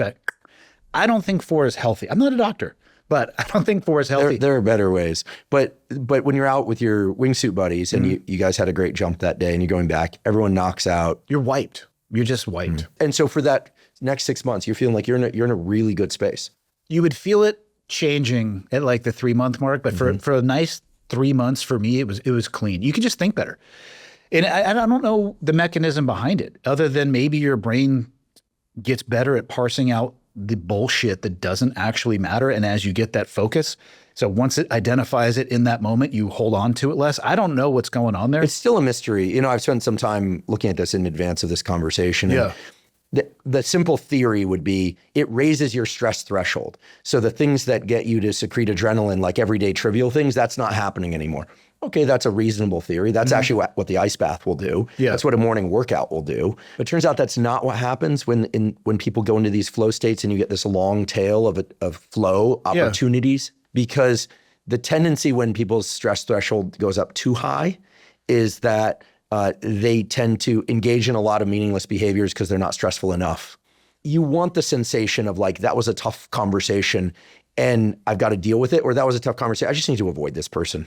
Right? Like this is just not a healthy, stress is a good indicator of pain. And sometimes it's a psychological pain that we need to overcome ourselves. Sometimes it's a psychological pain we need to excise from our lives. Yeah. So it sounds very different than that. And the reason I'm so interested in this is it's the exact same way that it seems to come up a lot on this podcast that like Rick Rubin has described after putting together an album with some amazing artists where they've just been working and working and working. It's not just the time while doing the work, it's in the months that follow. Yeah. It's like this piece. It's like it's the post-flow state something. We don't have a name for this. It's almost like it lowers your stress threshold. Because I agree with you. If it just raised your stress threshold, I would have just continued to do riskier and riskier behaviors. But at the end, I feel like it lowers it and just strips away the BS stress. And makes you less likely to invest in those other potentially nonsense, high-risk behaviors. I have no ability to describe it whatsoever. And again, I didn't realize what that headspace was giving me while I was in the military. I knew something was missing after I had gotten out. And I think a lot of guys find themselves in that kind of abyss of how do I replicate this? Spoiler alert, you can't really. And they have to deal with that and work their way through that. And I'm not recommending that wingsuit skydiving or base jumping is the path for guys getting out. And I specifically wrote about this.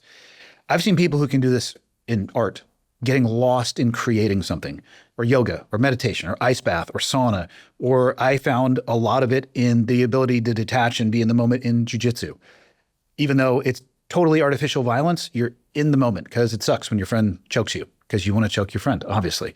But you can find it. It doesn't have to be prescriptive. But if you can find your way there, I don't care that nobody can describe what it is. I am here to tell you it will change your life if you can find your way into that space. It really will. There's a wonderful book in addition to yours. It turns out there's another great book out there. How dare someone? No audio version, but it's called The Secret Pulse of Time. And it's about time perception. And so the idea that comes to mind that maybe we could talk about is perhaps these endeavors, whether or not it's wingsuiting or producing an album or painting or gardening or whatever it is, jiu-jitsu, whatever it is that somebody does to access this flow state and gets this long tail of post-flow benefit, whatever that is. We don't have a name for it again. It seems to calibrate our time perception is one idea that perhaps brings us so much into each moment that it's almost like our ability to capture moments becomes high fidelity. Again, you talked about getting the static out, right? And then when we go back into everyday life, it's almost like we're perfectly calibrated. I'm stating a theory here. So now you wake up the next morning, you're home, and your kid comes in and they're talking about something, and you're thinking, and we'll get back to toilet paper in a little bit, and you'll be like, listen, dude, you're talking about this, but you didn't take care of the toilet paper. This will become relevant in a moment if you read Andy's. I've never thought so much about toilet paper rolls in the bathroom and how they're stacked. My girlfriend and I had a conversation about it the other day. Because of Andy's, but that will all make sense in a few moments. But it's almost like you can still be in that real world stuff, but your time perception is adjusted so that you know what you're doing. It's just that thing. So then when you pivot to the next thing, you need to sit down and do some work. It's almost like you can adjust your frame rate appropriately. It's like it pulls you into that. It allows you to sink into those things and digest better, to think better. The clarity of thought was just, and it would change how I thought about an argument or a conversation, and it would allow me to look at it from a different perspective. And I have no idea why that was the case, but I agree with what you're saying. I think there might be some aspect of that, the fidelity and the ability to truly see clearly in that moment, pulling you and anchoring you into that. There's something there. I don't know. A really cool paper came out just the other day showing that when we're stressed, prior memories, while we can still access them, we can't make insightful connections between things. And I won't describe the whole experiment. It was really cool. They basically have people remember pairs of objects, and then there's some link between the two pairs. So like it would be like apple, yerba mate, and there'll be yerba mate, wingsuit. And then at some point later, you need to link, the wingsuit to the apple, right? Yep. And it conceptually, not just that way. They built up from basic things like I just described. And as you ramp up people's levels of stress, you essentially lose the ability to make these connected insights. And this speaks to the hardwiring and the software that the brain uses. I almost wonder whether or not your stress threshold, as you said, is brought down so that you can now have novel insights. Like, this conversation with my son about the toilet paper is actually important in a way that isn't just me being annoyed. And I feel like maybe it'd be fun to explore this as the science evolves with you, and talk about it more. Because I think the reason I'm so obsessed with this is for two reasons. One is navigating everyday life, which is a lot. That's a lot of what people are challenged with. It's so vital. The other is how to navigate the hard stuff in life. So I want to get to both of those things and talk about some examples from your life and from your book. But before we do that, I feel like we're obligated to talk about toilet paper. The number of pictures I have received via email of people taking pictures of their kids' bathrooms and basically saying, I thought I was the only one. Okay, so all right, this is really seeming like an inside joke now for those that read Andy's what you got. All right, we will get back to time perception, navigating the everyday and the hard things in life. I won't forget. We'll spin that plate in the background. Yeah, it's spinning. The toilet paper section, yes, it made me laugh. It also made me think about the little things I do each day and the little tiny itty bitty shortcuts that I'm taking and how those ratchet up. So tell us about toilet paper. It always takes longer to do it wrong, is the bottom line. And we all are tempted with these shortcuts. So that's the mantra we have to remember. My children, their bathroom, if there was going to be an Ebola outbreak in the US, it might start there. I don't know anything about Ebola, but I feel like it might start there. So as with most bathrooms, there's toilet paper rolls. And my kids, when they finish a toilet paper roll, instead of popping it off the holder, taking it and going and getting a new one, they go get a new one. And they sit it right there. So it's like empty toilet paper roll up against the wall. You would think that when this one is done, they would take them both. But instead, they do this. So there's two against the wall, and then the other roll goes here. Now, I can't use this one because this is open. But when this roll is done, you would think that they wouldn't create a pyramid, which historically, from my understanding of math, isn't great to balance things on. But they will make a pyramid and then put this up here. And inevitably, this roll goes forward, hits the ground behind the toilet, and then they start screaming from the bathroom, I need toilet paper, Dad, to which I respond, you got yourself there. You can figure it out on your own. This is all of your kids? Yeah, for sure. Okay. Yeah. And they're all your kids? Yeah. All right. I'm not really saying anything there. And so the point in all of this is, if you don't want to be somebody screaming for a toilet paper roll, it actually takes less time to go and, when you're out of toilet paper, disconnect it, throw it away on the way, and bring another one in. It's the same thing as laundry. Do you laundry? I'm not perfect at this by any stretch, but do your laundry, fold your laundry, put it away. That always takes less time than do your laundry in a pile, then you're in a pinch and you're looking for your t-shirt, whatever shirt you want to wear. And I own a lot of black clothing. Oh my God, I do too. It's all blues, blacks, and an occasional red. The red ones are easy to find in that particular cohort. But otherwise, you're in there and it's stuff's inside out, so you don't know if it's got the right logo. There's socks coming out of the sleeves. 5x the amount of time that would take you, as opposed to just wash your laundry, dry it, fold it, put it away. I have tried to express this message to my children to the limits of my vocabulary. I went into my daughter's bathroom before we came up here. There was 3 rolls of toilet paper. 2 of them were empty and wedged on the side, and the third one was vertical. And I just closed the door and walked away, pretend like it didn't happen. They don't listen to me. It always takes longer to do it wrong. And those are the little shortcuts that we all take. We tell ourselves, I'll do it later, or I don't have time to do it right now. We all have the same amount of time. It's where you're allocating your time. Do it up front, and I assure you, like the McCraven speech about making your bed, the number of parents that probably thought that was life-changing was just amazing. Like, yes, somebody else is telling my kid to make the bed. It's not actually about that. It's about having the discipline to do the little things. And it is way better at the end of the night when you're tired to come back to a bed that is made and ready for you to hop into than having to, and not most people would do this, but make it first and then get into it. But it just gets worse and worse and worse. And in the end, it will take you longer to correct for that than the individual action of just doing it right the first time. What's your advice with respect to this? I mean, I can give you the advice, but I also don't follow it all the time either. Every single decision that you have in front of you in your life will have a slightly easier and a slightly harder choice. Make the slightly harder one more often than the slightly easier one. And the thing I liked a lot about McCraven's messaging around the bed is that it started your day with a small act of discipline that could seem meaningless. But then what if you pair another small one with that and then another small one with that? I think that can really set you up for success in your day. And yes, at the end of the day, boom, your bed's ready to go and you can hop back into it. It just feels better to get into a made bed. It took me a while to realize that most of the people that I could tell were really squared away in their jobs, and because I happen to know their personal lives too, also their personal lives, they're pretty tidy people. Yeah. Whether by sheer will or by reflex, they're just pretty tidy. I don't think it's ever by reflex. I think it's always by will. And it's not fun. And don't get me wrong, I'm not perfect at it, but if I can look back at my life at times where things were a little bit less effort involved in being successful or making traction, it wasn't in chaos. It was in a little bit more of a controlled environment by me, again, controlling what I can control, which is my actions in the morning.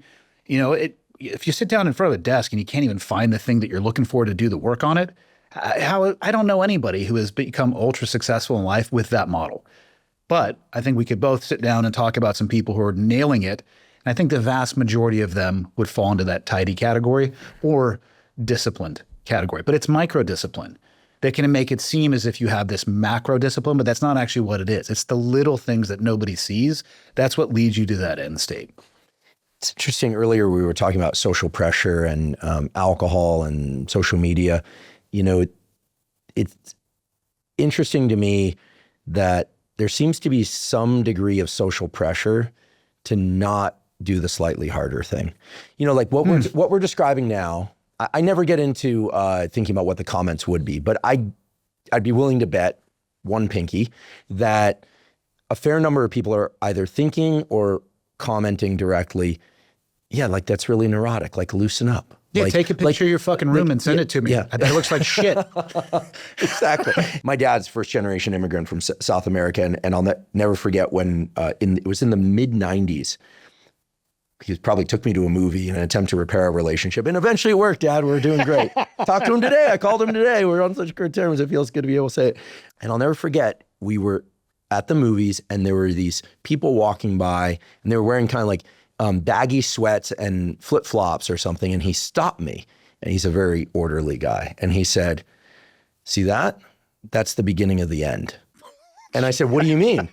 And he said, I come from a third world country. When people start going into the movies in their pajamas, it's the beginning of the end. And I thought, hey, this is like, you couldn't be more out. I actually think he's right. What he was talking about is that when the social pressure is not sufficient to like keep people feeling as if they need to show up as if they're in public, right? And he might have been a bit extreme, but you know, when that social pressure isn't there, then the social pressure eventually erodes around what people can say, what they can do. And then I do think that era of kind of Jerry Springer daytime television, where people would watch people who were way more screwed up than them so they could feel a lot less screwed up. What's it called? Schadenfreude? When you take pleasure in other people's pain. Yeah. Well, I think that that's the word for it, for sure. But I think this is kind of adjacent to that, where it's like giving yourself license to not feel that bad because like either they're just so neurotic that I don't want anything to do with that kind of world where everything's right angles, or like, well, at least I'm not in total squalor. And this is where I think that, we hear so much about, everyone's presenting their best selves on social media. Also a problem to seem perfect, because no one's perfect. But I do think that there is this drift where we go, well, like, it's not going to crush my life, the toilet paper thing. Like if it were going to cost me my relationship or, my allowance, your kids might think about it differently, right? Yeah. But so I think, what I got from your book, this section of your book, is that it's because the consequences are so small at the individual level, but the upside is so big. Yes. When you collect these things together, that the real incentive to do the slightly harder thing is there. I mean, the toilet paper is not going to cost you your life. If it does, I'm going to need a case study on how that happened because I'm fascinated at this point.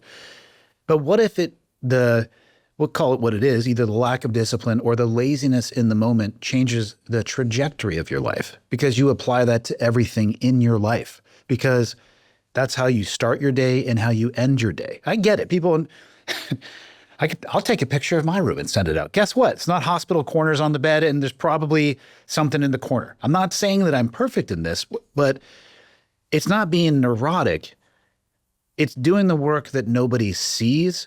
And for the people who say, oh, that's, that seems too neurotic for me. Like, let's have a cup of coffee. Where do you want to be in your life? And where are you at in that journey? I'm fascinated by, and like we were saying, internet's the best, worst thing. People can find this conversation and then critique us to death and say that we're being neurotic. But I'd also love to connect with somebody and say, listen, why do you have an allergic reaction to that particular statement? Is it because perhaps you're living it? And if you are, let's talk about the potential impact that it's having. Because again, I didn't create this. I'm passing along, one of the mantras in the teams, how you do anything is how you do everything. There's so many stupid small things that you do specifically in training that have nothing to do with anything except doing the stupid small thing. That's it. I mean, the 2-mile swim, you have a K-bar knife in one of your hands and a CO2 cartridge in another, and you're wearing your life jacket. And we're like, got a jeweler's loop out looking at the little twist in section of the CO2 cartridge. God help you if I find a grain of sand or a fleck of rust. Guess what? The jacket's still going to function, even if both of those things still exist, because it actually has nothing to do with the knurling of the CO2 cartridge and everything to do with, I told you to have nothing in this to make sure it was basically brand new because you have to follow the procedure, because the procedure is what's going to save your life. Can you, even when you're exhausted and you don't want to and you have limited time, do what I told you to do because of the impact that it'll have? I mean, that exists in that community everywhere. So it's not me. I'm just telling you, the most successful people that I have encountered are not becoming successful in chaos. Now, of course, there will be somebody that can point to something and say, well, what about this person? And I'm not saying that there's not what do they call it, a white elephant or a black elephant, whatever it may be. Does that scale? No, it doesn't. So if you're trying to replicate that, they did it through chaos, so I'm going to as well. Live your life however you want to, but maybe you and I aren't being neurotic. Maybe we're just trying to help. Yeah, you said even when exhausted and limited in time, those are the 2 times when these little, I guess I used to think about them as extras. I'm trying to start thinking about them as foundational. That's when they become really tough. It's when they matter the most, though. Mm-hmm. Because it's like this toilet paper roll weighs 2,000 pounds. There's no way I can get it to the garbage of this tire. That's exactly like the days you don't want to work out.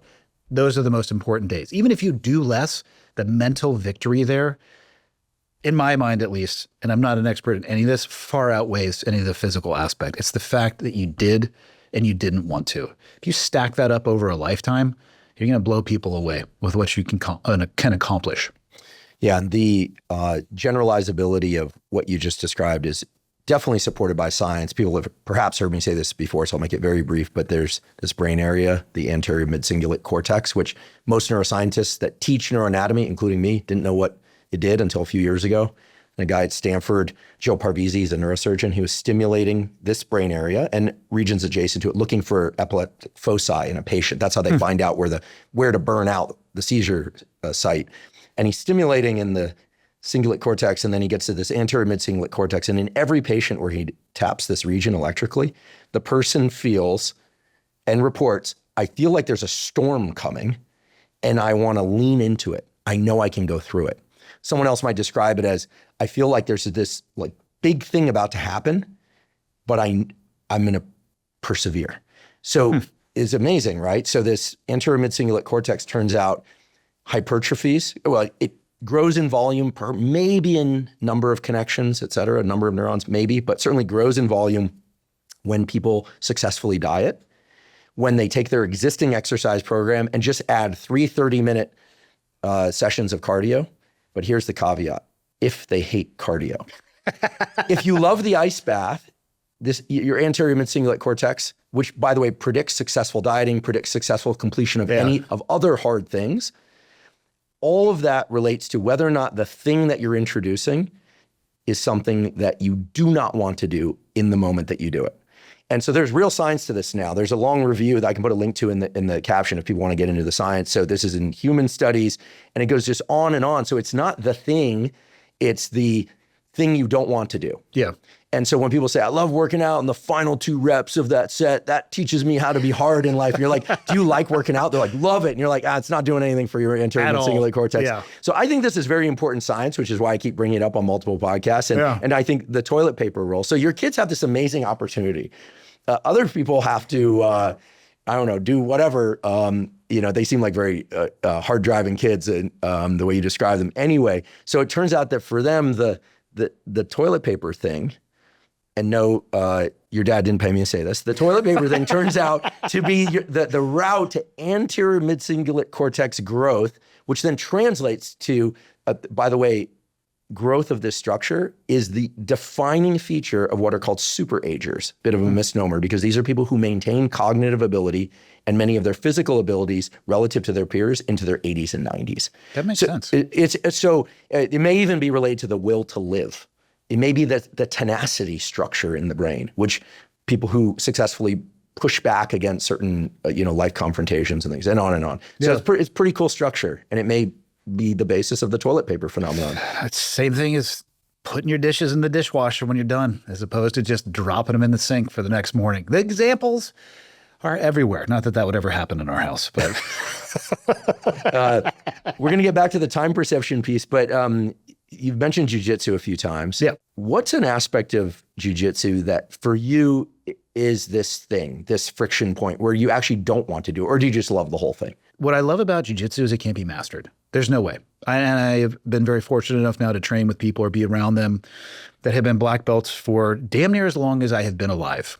And I love asking them, what do they like about it? And it's these seasons and phases where they think they have it figured out, and then they see something else, and their realization is they haven't even begun to understand. And so they build back up and something again. And the more experience these people have, the less they think that they have it all figured out. And I don't know what the key to aging is, but I love doing things that seem as if it is impossible to master them. Mm-hmm. I think that's the key to staying at least mentally as young as possible, constantly learning new stuff. I would like to take a quick break and acknowledge one of our sponsors, Joovv. Joovv makes medical-grade red light therapy devices. Now, if there's one thing that I have consistently emphasized on this podcast, is the incredible impact that light can have on our biology and our health. Now, in addition to sunlight, which I've talked about a lot on this podcast, red light, near infrared, and infrared light have been specifically shown to have positive effects on improving numerous aspects of cellular and organ health. These include faster muscle recovery, improved skin health, wound healing, improvements in acne, reduced pain and inflammation, improved mitochondrial function, and even improvements in vision.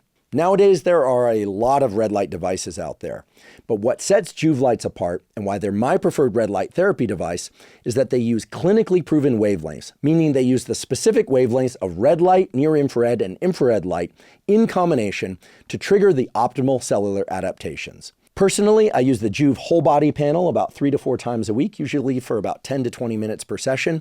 And I use the Joovv handheld light both at home and when I travel. If you would like to try Joovv, they're offering up to $400 off select products for listeners of this podcast. To learn more, visit Joovv, spelled JOOVV.com/Huberman. Again, that's JOOVV.com/Huberman. I seem to be referencing your book a lot, but there's a great story in your book about some intestinal distress that is not... Is that what we're calling it? Yeah, that is not of the diarrhea constipation type, but like you described it as the worst pain you'd ever experienced. Which when most people hear a statement like that, they go, okay, well, what pain have you experienced? Well, turns out you'd also been shot. Yeah.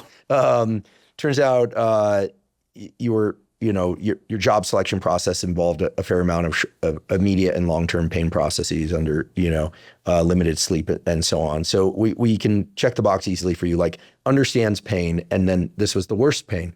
What do you think about this notion? Maybe I heard this from Chad Wright, that when you vocalize about how hard something is, that you make it more real.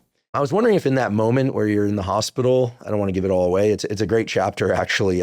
And you're dealing with this worst pain of your life, not from being shot, but from the other thing, that were you just cursing? Were you quietly cursing in your head? Do you think that we can make our physical pain and just challenges in general worse by talking about them? Or do you think holding it in makes it worse? I don't think you could make it worse by talking about it. I think if people were open and honest about, let's just say pain in general, whether that is internal or external, I think what they would be shocked to find is they're generally surrounded by people willing to do anything they can to help relieve that pain. So I think you could probably make it much better. Mm-hmm. For anybody who thinks that I might have stuff figured out or I'm an intelligent person, here's a story for you. Here's how stupid I am. So I was doing a podcast when I felt the first little shift in my stomach. I took a sip of coffee. I was like, that's weird. And I thought it was a gas bubble. My wife was teaching a jiu-jitsu seminar at the time. We were just south of Salt Lake City. So I got done with that. I couldn't really stand up straight, but it was the open mat portion. So throw the gi on, go roll for 90 minutes. Definitely could not stand up straight after that. So I was just slouching in a chair, to try to hide it from my wife, who had at that point started looking over at me. And she was like, what's going on? I'm like, I just got a stomach ache. It's not that big of a deal. And we were going to drive from Salt Lake City back to Kalispell, Montana, where I live, which should take a day. And she was saying, hey, let's get you some gas medicine or something like that. And she wanted to go to In-N-Out. We don't have any In-N-Outs in Montana. For people who live around In-N-Outs, I'm here to tell you it's a really big thing to people who don't live around them. I don't know why. In-N-Out's pretty darn good. Yeah, I was raised by them or around them. So to me, not that big of a deal. I'll grab them when I can, but also not going to totally detour off to go get one. So she goes and gets her, double, whatever it is, pulls into the Walgreens. I'm in the passenger seat at this point. First off, she tricks me. I drove her to the In-N-Out. She's like, just let me drive. I'm like, fine. We get to the Walgreens. I'm in a good amount of pain at this point. She goes inside to get Gas X pills or whatever. She comes out. I am upside down in my seat trying to relieve the gas bubble because that's what I thought it was. So my head was down by where you keep your feet. I didn't let her know. She comes back into the car. I was like, what are you doing? Just fully inverted in the car. I'm like, I'm fine. I was just trying to see if I could get the gas bubble to dislodge. And she asked me, what do you want to do? Do you need to go to the hospital? I'm like, I think we're going to be okay. Just start driving home. We'll be going through Salt Lake, so we'll get to a higher level of care if it gets worse. She got onto the phone, Googled the nearest hospital, and drove me straight there. So that's how smart I am when it comes to pain. I wasn't verbalizing how bad it was. And it was incrementally getting worse, but that's an example of A, I 100% don't have anything figured out. That's how dumb I am. And B, keeping it to myself didn't help much, but she knew me well enough that it was time to go. I was able to walk into the emergency room, and then I ended up laying on the emergency room floor, mostly because it was cool and I was starting to sweat at that point. They bring me in and did a bunch of imaging, and I had an intestinal blockage, which required emergency surgery the next day. The most painful portion of that, though, was about 6 hours when they gave me this fluid that you drink to constrict all of your intestines that they generally give to elderly people who haven't shit in weeks. So what I ended up having is I had a loop of scar tissue on the inside wall of my stomach that a piece of intestines had gone through, and it cinched. So that particular red juice of death was the single most consistent pain that I have ever been in. Athletic sweat through all of my clothing. My sister and I have a genetic blood abnormality where I don't process opiates the same way as people do. So morphine to me doesn't even do anything. I did not know that until I got to the emergency room in Baghdad after being shot. And I kept asking for more morphine. And the guy pulled out a chart and said, this is what you weigh. This is your dosage. You are now at the threshold. If we give you more, your heart's going to stop. So they stopped the morphine, put me on Dilaudid, barely touching the pain at the maximum dosage of Dilaudid. But that was the worst pain I've ever been in. And it's funny that you ask about talking about it or not. My sister is a nurse. She's been in healthcare for quite some time. And they had just gone on vacation. And my wife wanted to get a hold of them. And I'm like, whatever you do, do not call them and ruin their vacation. What she was trying to do was understand what she needed to say to the staff so she could talk to them in their language, because the dosages they were getting, it just wasn't doing anything. And I think to a degree they thought I was like seeking meds, even though I think the athletic sweat might have been a little bit of a tell.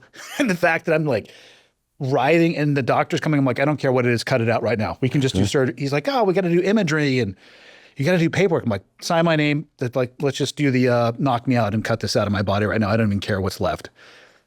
But I didn't even want to share that with my sister because I didn't want to ruin her experience with her family in another country. And that didn't make anything better. Shortly after that, right after I told my wife not to call her, she went outside and called her. And then I got switched over to the ICU where they hit me with ketamine, and that did the trick. Almost to the point where they almost pushed me into the K-hole, and I didn't like that at all. I could hear the hairs on the inside of my ears starting to move around. And it was a dead quiet room. And I remember saying to my wife, can you hear it? It's so loud in here. And she's like, it is completely and utterly silent, right at the lip, to the point where I told the doctor, please, no more ketamine, regardless of what it takes. But then they went and did the surgery. All of that to say, the more open and honest I was, the better it got. In that time where I was trying to not share that or not talk about the pain, it was still just as real for me. But there was no benefit in being quiet like that. And I think that that's something that people can, in my life, and I'm not sure yours, every time I've verbalized pain or grief or struggle surrounded by people willing to help out, why not talk about it? What's the potential downside, if you look at it purely from a physical perspective, was me suffering for a few more hours because I'm an idiot. Well, I totally agree that when it's real pain, it's important to share. Also, God bless your wife for not listening to you around this particular issue. She's got me figured out. It's everything up to a point. She's like, nope, we're gonna go ahead and take the wheel from here. Yeah. Well, it's like before we came in here, we were talking about dogs. We'll get back, but having owned a bulldog mastiff, you realize that they hide their pain. Like he, ran out to, two, they don't have knees, right? But ran out two ACLs, right? I mean, he was his own worst enemy, but he would never quit on me either. So it's like, you kind of have to know that about bulldogs, right? So there's enough bulldog in you. You have a Dachshund, yes, a wiener dog. I know that they're very, very smart and they're kind of mischievous, right? But they're loyal. They like, yes? You are either one of their people or you're one of their enemies. Is that you? I'm probably his favorite person. No, I meant, is that your phenotype too? Is that you're either one of my people or you're one of my enemies? I don't think so. Okay. Yeah, you don't strike me that way. I am inherently distrustful of human beings, just based off my own personal experience. All human beings. Not all human beings. Well, yes, the species, but not every person that I meet. I am just aware that there is a subsection of who we are that is out there that ticks in the completely opposite manner with which I do. And I'm not here to say that's right or wrong, but I've seen it enough with my own eyes that I can never forget that. You're talking about from your time on deployments. Yeah. Yeah. Just seeing beliefs and ideologies that are completely at odds with what my beliefs and ideologies are, and Sorry for anybody listening to this. Whatever your belief and ideology is, there is an axis out there that feels that way. That's just the way that it is. It doesn't mean you should distrust everybody. I just remind myself that human beings are really capable of some gnarly stuff, but I also don't walk around snap judging everybody. I try to enjoy my life just like everybody else does. Mm-hmm. But yeah, for that dog, it's you can go from being one of his enemies to one of his friends, though, if you have enough treats and spend enough time around him. Then he gets super excited when he sees you. But they're amazing dogs. Yeah, I love Dachshunds. I don't know that I have the tenacity to own one, but I mean, because bulldogs are stubborn. Yeah, but they're so food driven, and they're not that smart. Don't tell them that. I've had a bulldog long enough, and now a second one to know that they're, and it's part of what makes them great. They don't do advanced math on their life experience. Yeah, they're doing basic addition and sleeping. They'll die for you. Yeah, but if your life isn't on the line, they're not doing shit at all. That's kind of like the bulldog. Our dog does puzzles. Yeah. So, right. That's what I'm talking about. Yeah. And like we have an outside fetch ball that I thought didn't fit through the doggy door. It was in the house the other day. What's going on here? Right. Totally. Same species, all completely different brain structures. Man. Yeah. And they were bred to be independent because they were bred to be down in little tunnels I tell people they're bred to fight lions. Nobody seems to believe me. And I'm also not sure that that's true. You need 75 of them. Yeah, like rats. Yeah, well, that's what I tell people. They hunt in packs, obviously. Mm-hmm. I would be terrified of 75 wiener dogs chasing me down. Absolutely. No, they're down in tunnels. And that's also why they bark so much and why their bark is so loud. It's their handlers could track them as they went. So a lot of that stuff makes sense. Not necessarily in an urban setting, but it's fun to deal with. Your dog needs to do puzzles or he'll drive you crazy.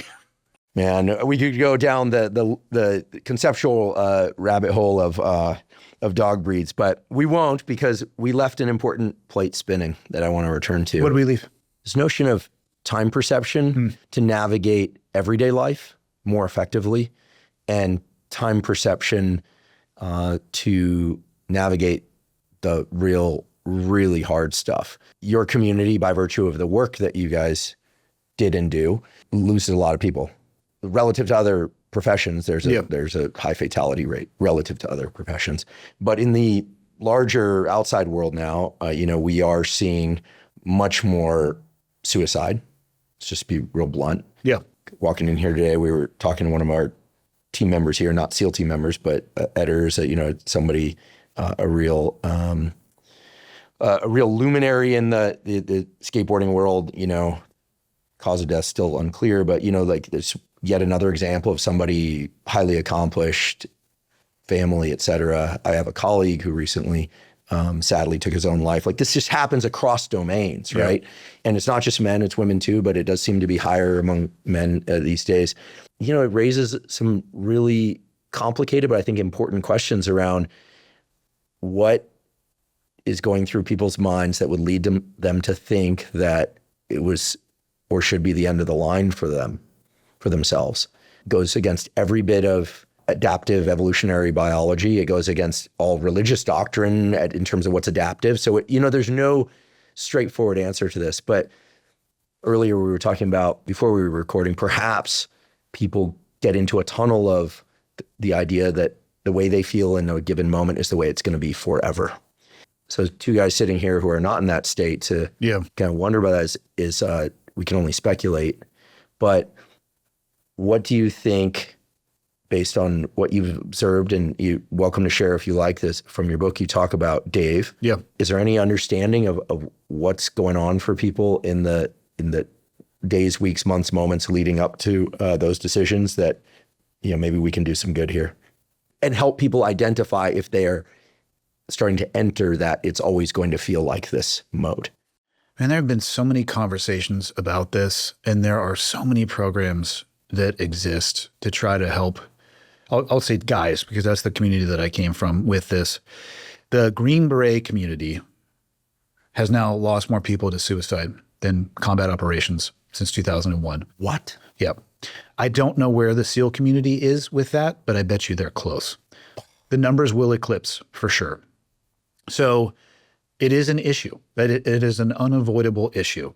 Every situation is different to a degree that they share some similarities. So in speaking specifically of the SEAL teams, I mean, there's the biggest similarity, right? They came from that community and they probably had some semblance of shared experiences, whether that be deployments, time away from family, the psychological and physiological stresses of the job. But it doesn't seem to impact everybody equally either. Everybody's experiences differ. You could be in a room, I was going to say with 6 people, but it's unlikely you'll be in a room with 6 people just because we don't generally have that many people and we try to solve issues with as few as possible. But let's say 4. I have no understanding why the same shared experience, although maybe viewed from a slightly different angle, in totality could break somebody, but not the other 3, or why everybody has a different volume of, somebody's got this much volume versus this much versus a thimble. And I don't understand why those experiences seem to break some people, or in my opinion, I think they can, if you put the work in, make you an even better version of yourself. And I also think that you can pour some of the stuff out or drill a hole in the bottom and work through these things. Dave being the example, the things that stick out would be, and again, this is me speaking. I can't speak for Dave. There was a huge delta, I think, between how he thought of himself and how other people thought of him. And in most of the funerals that I've gone to that involve suicide, the number one question is, why? Why didn't somebody reach out for help? And maybe they did, because you don't, I mean, I guess you could look at their electronic device, or maybe it was a face-to-face. It's hard to say. But the difference in what Dave left behind, he left behind some journals. And I think that there are pros and cons. If you are in a place where you have the opportunity to read somebody what they have left behind and not, you may not want to know. It may make it more difficult, because I've also seen people attach a very immense amount of grief because they either think that what was written and left behind was specifically about them, or oh man, I was there and I could have, the could have, would have, should have, which is all hypothetical and doesn't change the fact that it already happened. But I've seen people deeply, deeply struggle with that. So that would be the negative. The pro could be perhaps, I don't know, closure. So it really depends on the person. Choose wisely as somebody who has experienced that. My experience is it was a combination of both. I felt a deeper level of understanding, but also a deep sense I wish I would have done more. The internal struggles and self-talk and monologue, I couldn't read it without crying. And I don't think he realized how highly other people thought of him. The gap between the two is just unbelievable. He and not everybody is. He was isolated at the time. There was alcohol involved, to the best of my knowledge, which unfortunately, especially in the community that I come from, those two things are pretty often tied, not always, but often tied, alcohol in that decision as well. And the stats are pretty well back about, the alcohol being, you could speak to this, and, the central nervous system depressant. It's not like, yay, I'm feeling the best I've ever felt. It generally will spiral you in the other direction. But when I look at Dave, he was and is to this day what I would consider to be the standard for a team guy. And what I loved about him so much is that not only did he expect that standard from other people, but he held it himself. And actually more than that, I would say he held himself to a higher standard than he would hold other people to. If you met his standard, you were going to get 2 thumbs up. Probably not a pat on the back, but you were going to get 2 thumbs up, and you were going to know you did a good job. If you did not meet his standard, which I tested many times, you were very specifically told where you're deficient in life and as a human being. And he had a tongue like a whip. He was awesome. And I think at the end, and this is me speaking for him a little bit, I think he arrived at a place where he couldn't live with the reality that he couldn't hold himself to the standard that he had expected from other people. And I think it destroyed him. But I don't know if he shared that with anybody. I don't think so. Some of the last people that he spoke with knew that he was struggling for sure. He had an alcohol addiction issue for sure. And for clarity, I mean, Dave would be pissed actually if I didn't mention that, because he would never tolerate anybody else beating around the bush. He legitimately had an issue with alcohol, as some people do from that community. They knew that he was struggling.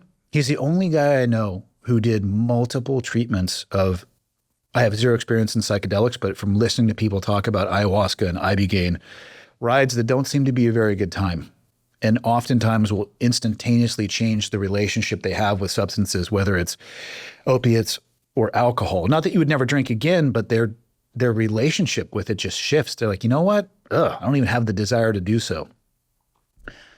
72 hours later, 96 hours later, and it's not like he just tried once. He would go back. He would even facilitate treatment for other people. But it wasn't working for him, but he wasn't sharing that. And that isolation and loneliness and that difference between that standard and what he was able to do got him to that place where he put a gun in his mouth, alone, isolated at his family home in Florida. And when everybody showed up at the funeral, it's like, what could we have done more? And that happens at nobody's at a funeral saying, did everything I could. Never have heard that, by the way. To just, God, I nailed it. I'm like, really? Exhibit A would, none of us nailed it. We all fucked up. Or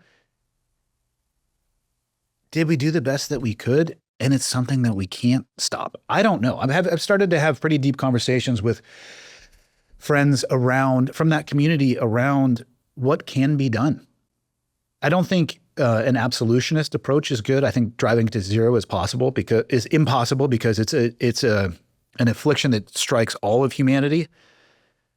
A reductionist approach, I think, is helpful. But at this point, I don't know what else can be done.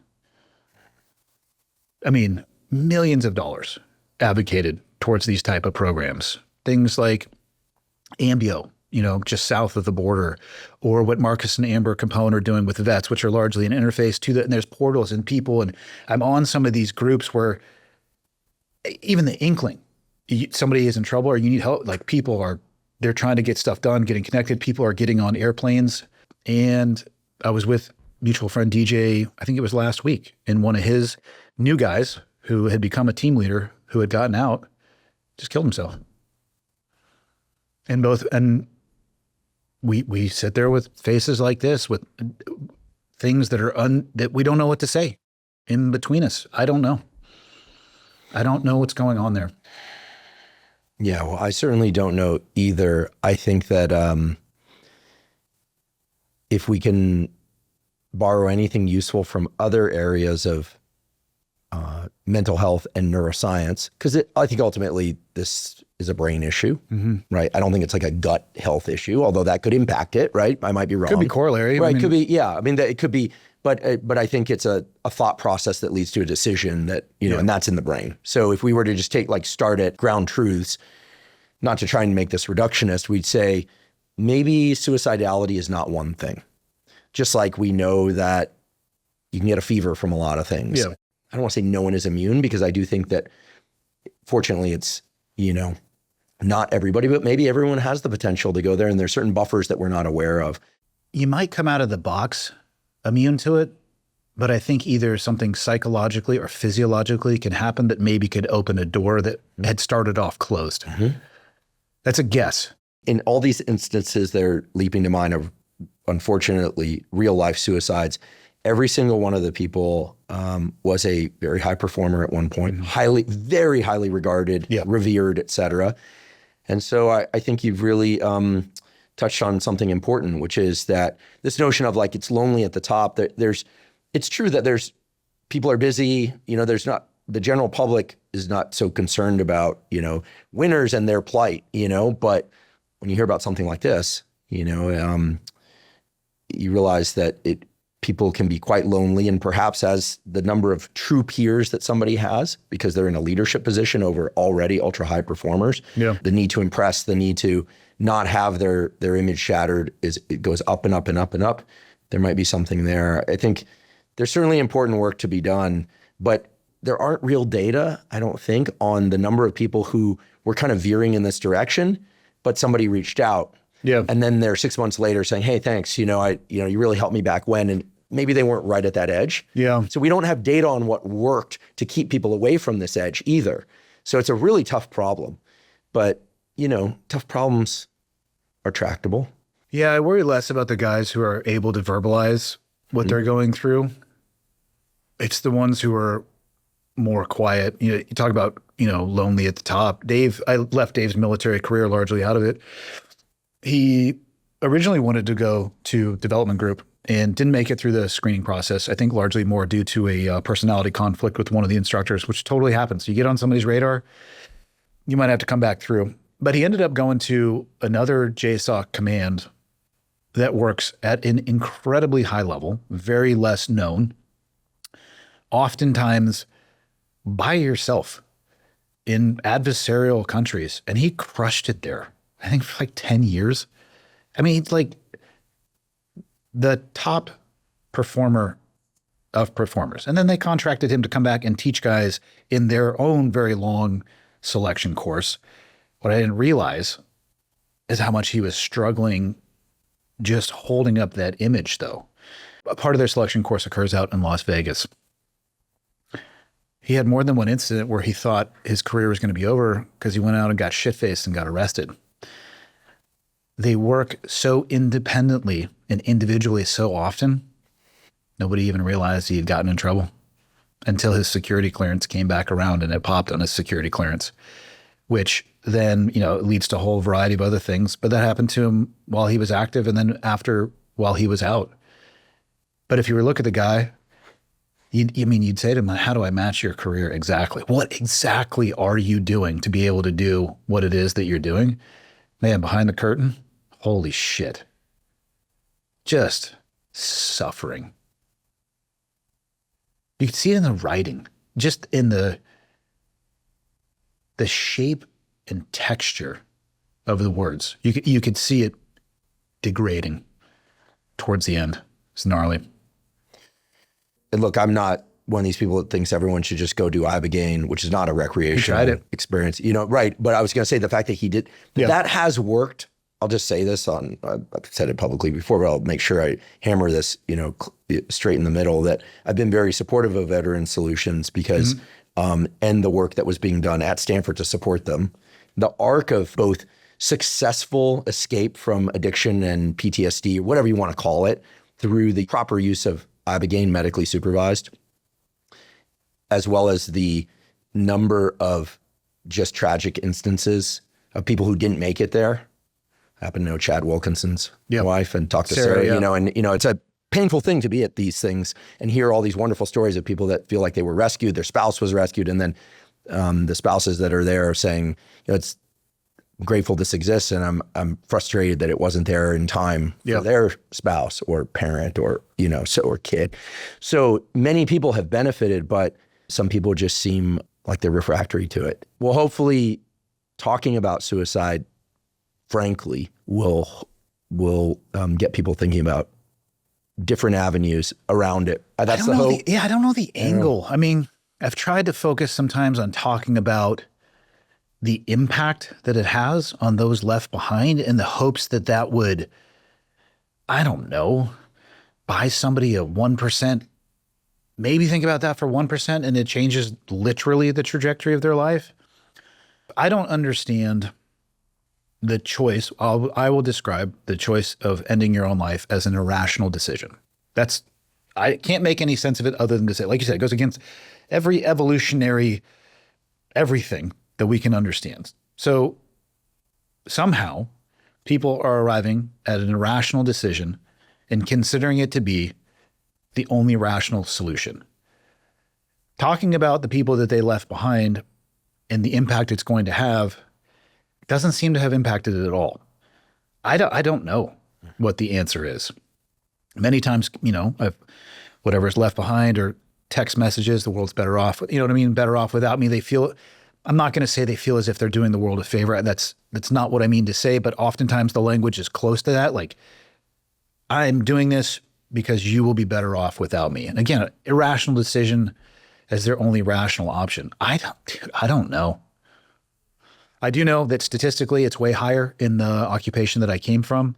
What I didn't realize, and what I've started talking with a lot more about guys I serve with, is their time before the military, though. The trauma in the militaries can certainly be unique, but I tell you what, the number of guys that I've talked to now that I didn't have these conversations with when I was in, they brought a full sea bag of trauma with them before.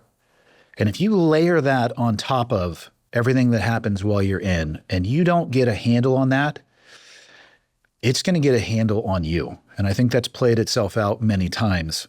A lot of the emphasis is on just the military aspect. And I'm not saying that everybody from the military world came in with the broken, shattered, fill in the blank bucket of trauma, but there's a lot of them the more that you dig into this. And that has to be addressed as well too. And it makes sense. If you had a jacked up childhood or you were bullied, what better job than to be able to dispatch bullies or those that are preying upon others? Yeah, that's exactly what you're going to want to do. But that doesn't mean that the little suitcase you brought with you isn't going to meet you on the tail end of that journey. Then you pair that with isolation. A lot of times guys get out, they'll move back to where they came from. So away from their social circle, the uniform goes up in the closet. Identity and purpose struggle that we all have when you go from that occupation, social isolation. Maybe they bring with them some unhealthy social habits, alcohol, whatever else it may be with them, with that isolation, with those struggles, with that baggage. It's a lot, man.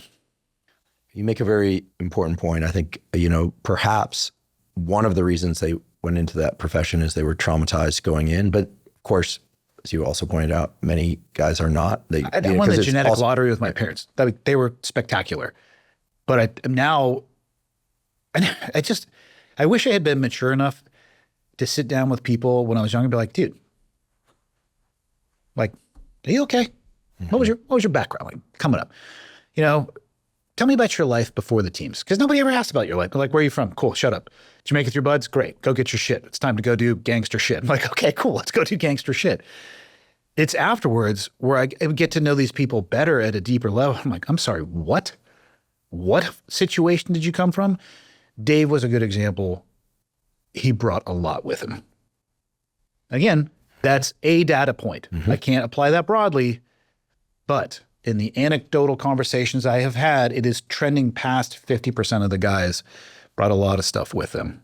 Yeah, and the sort of hyper proclivity for alcohol might have been related to that. I mean, we can do a just so story, but what you're saying, it ratchets together in a logical way. And of course, everything we're talking about wicks out to the world at large. I mean, checking in on people is no small thing. Yeah. I a few years ago, I talked about how I have this group of people will just check in the morning, and it seemed people were like, oh, well, that's it's supposed to be the health act. It's like, oh no, there's one guy in my crew that he's like every single morning. If we don't hear from him by 8 a.m., we're like, he's dead, and then 8:15, he's like, sorry, I'm late, guys. Yeah.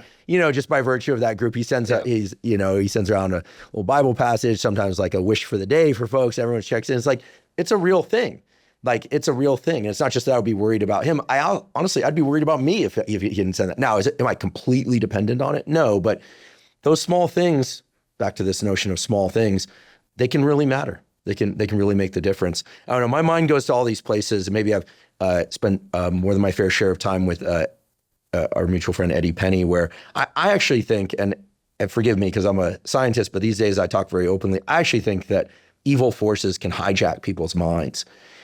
I know it sounds crazy, it sounds like conspiracy, but I believe that inside of our minds, we have a susceptibility to positive messaging, mm-hmm. and we have a susceptibility to evil messaging, and it can come in different forms. And I think bad forces can work through us, and they tend to come through the places of shame. They come through the things that we don't want to acknowledge. They're like, the way it was described to me by someone far smarter than me is it's like a lighthouse that's, spinning its illumination, and then there's some dirt on the lighthouse, and it casts this shard of a shadow, and that's where stuff comes in and gets us. And if we can kind of see that stuff and really acknowledge it, that's kind of what the real trauma healing process is about. And once you own it, it's very different. Things can't get to you the same way. Now, I'm speaking in like riddles and metaphors here. So I want to be careful because I'm a scientist. I believe in biology, but I think that hopefully conversations like these will start to open up the thought and maybe in the dialogue around this, because I think the mental health community, but really the general public needs to start thinking about this in a real way,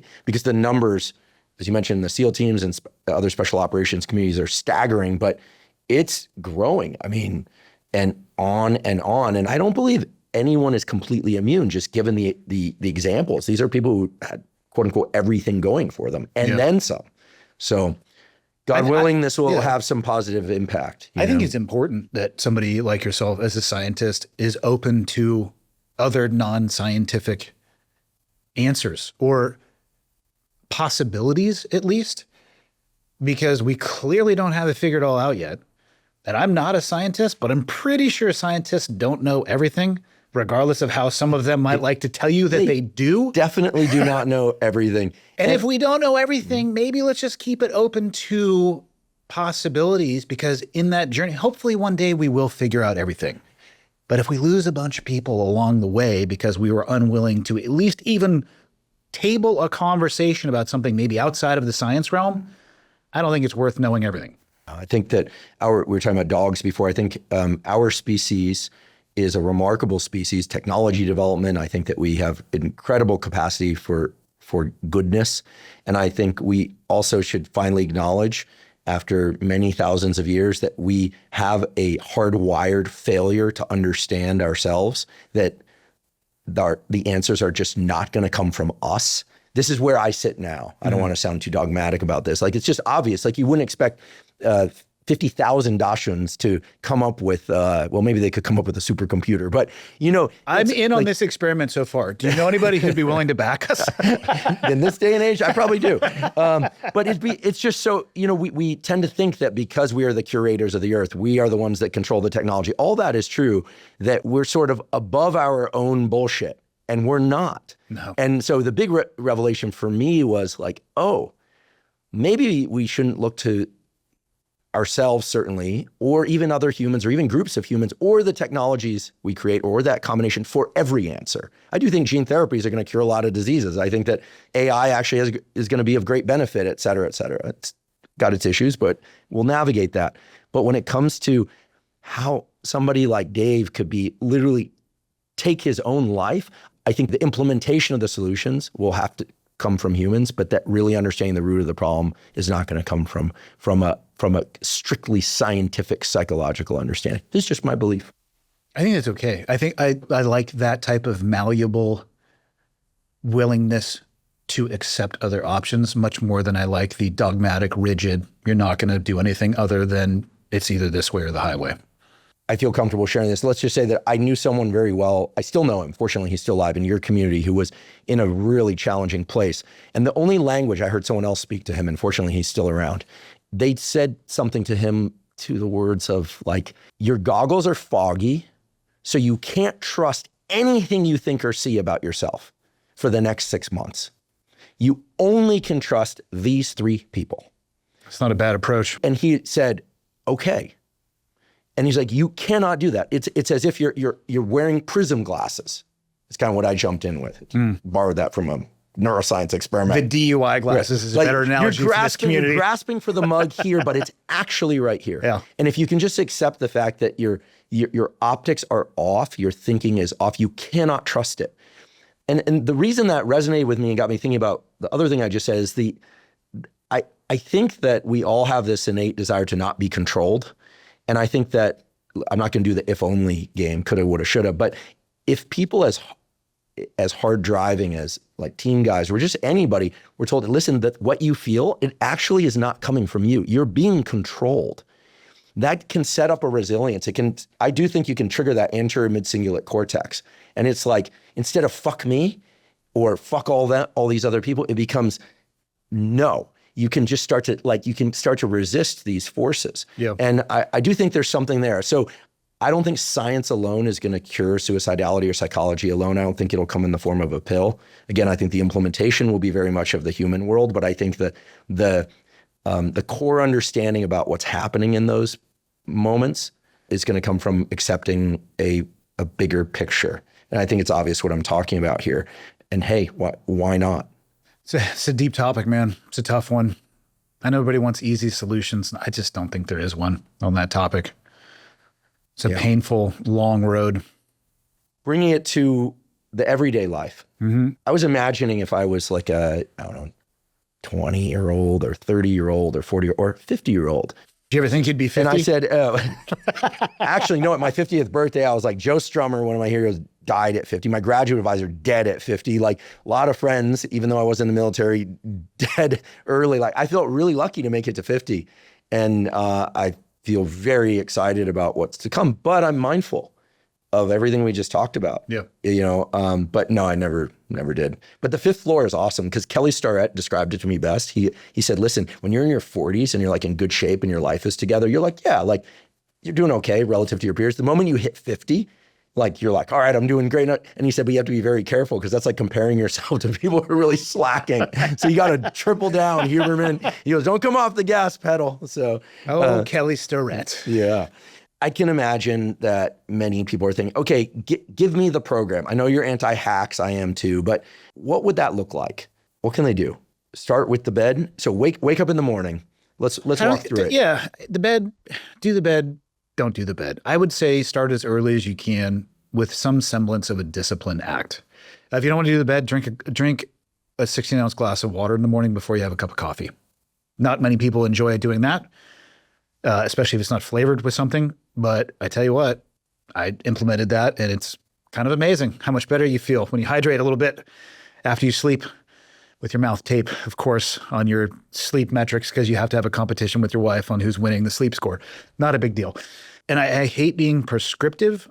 And so just broadly, I tell people to pick the choice as often as possible that is slightly more difficult. And the reason why the bed doesn't work for some people is that you have somebody you care about deeply still sleeping on the other side. And maybe your day starts at a time where they're not ready to get out of bed, right? So you don't want to negatively impact somebody else's life. So you can have this, I have to do this to get started. To me, it's the small stuff that nobody sees that makes the biggest difference in the world. It's the choice to have the water before your coffee. It's the choice to, the night before you go to bed, if you know you're going to have a busy day, meal prep, or if you're going to have a breakfast that is other than ready to eat or complicated, do all the prep work beforehand. So it makes it, you know what I mean? It's just the small things that nobody, oh, great, posting on Instagram. Look, I'm cutting up asparagus so I can put it into my omelet. But the next morning when it's ready to go and you actually have a healthy breakfast over something far less healthy, the difference in your life and the difference in your energy and your thought process and all those things continue to build. I try to get people or advocate sweat or get as close to sweat as you can once a day. For some people, that's just getting off the couch and walking around. And I get it. I have limited time just like everybody else does. If I push my physical exertion until later in the day, I am far more likely to push it off until the next day. So I try to bring it a little bit earlier into my day. The jiu-jitsu training for me usually occurs around midday. So that's a nice setup. And that's based off a class schedule, not my own creation. Are you working out early day as well? I will either do jujitsu or work out. I generally don't do both. As I am getting older as well, I see the utility in both and the lack of utility in doing both very hard in the same day because, man, you can auger yourself in with a little bit too much. So I'll do one of the other, but also sweat could be, and again, like you can get as far out there as you want. It could be sitting in the sauna for 30 minutes if that's all you got and you don't have, you know what I mean? Figure it out. Which in your case is an ice bath. Well, I mean, I'm just teasing. 80, the 80, yeah. Set the sauna to 105, right. Which is the perfect temperature for a sauna. Right. Easy. I mean, you could put one in the other. You could ice bath and sauna. How much research has been done on that, Andrew? Not enough, you know? We could create the world's first ice bath sauna. I don't think it's going to sell. We'll call it the Stumpf. It's not going to sell. It's not going to sell. Yeah, it would just be at 90 degrees for both of them, which I think actually would be perfect and delightful. Everybody knows the harder choice versus the easier choice. Everybody, to include myself, will look externally and say, what do I need to do? I know what I need to do. And so do they. They need to do the thing then even if it's microscopic, that they want to do less more often than they do the thing that they want to do more. And I know that's broad, and I know people want more of a prescription than that, but that over time is the juice.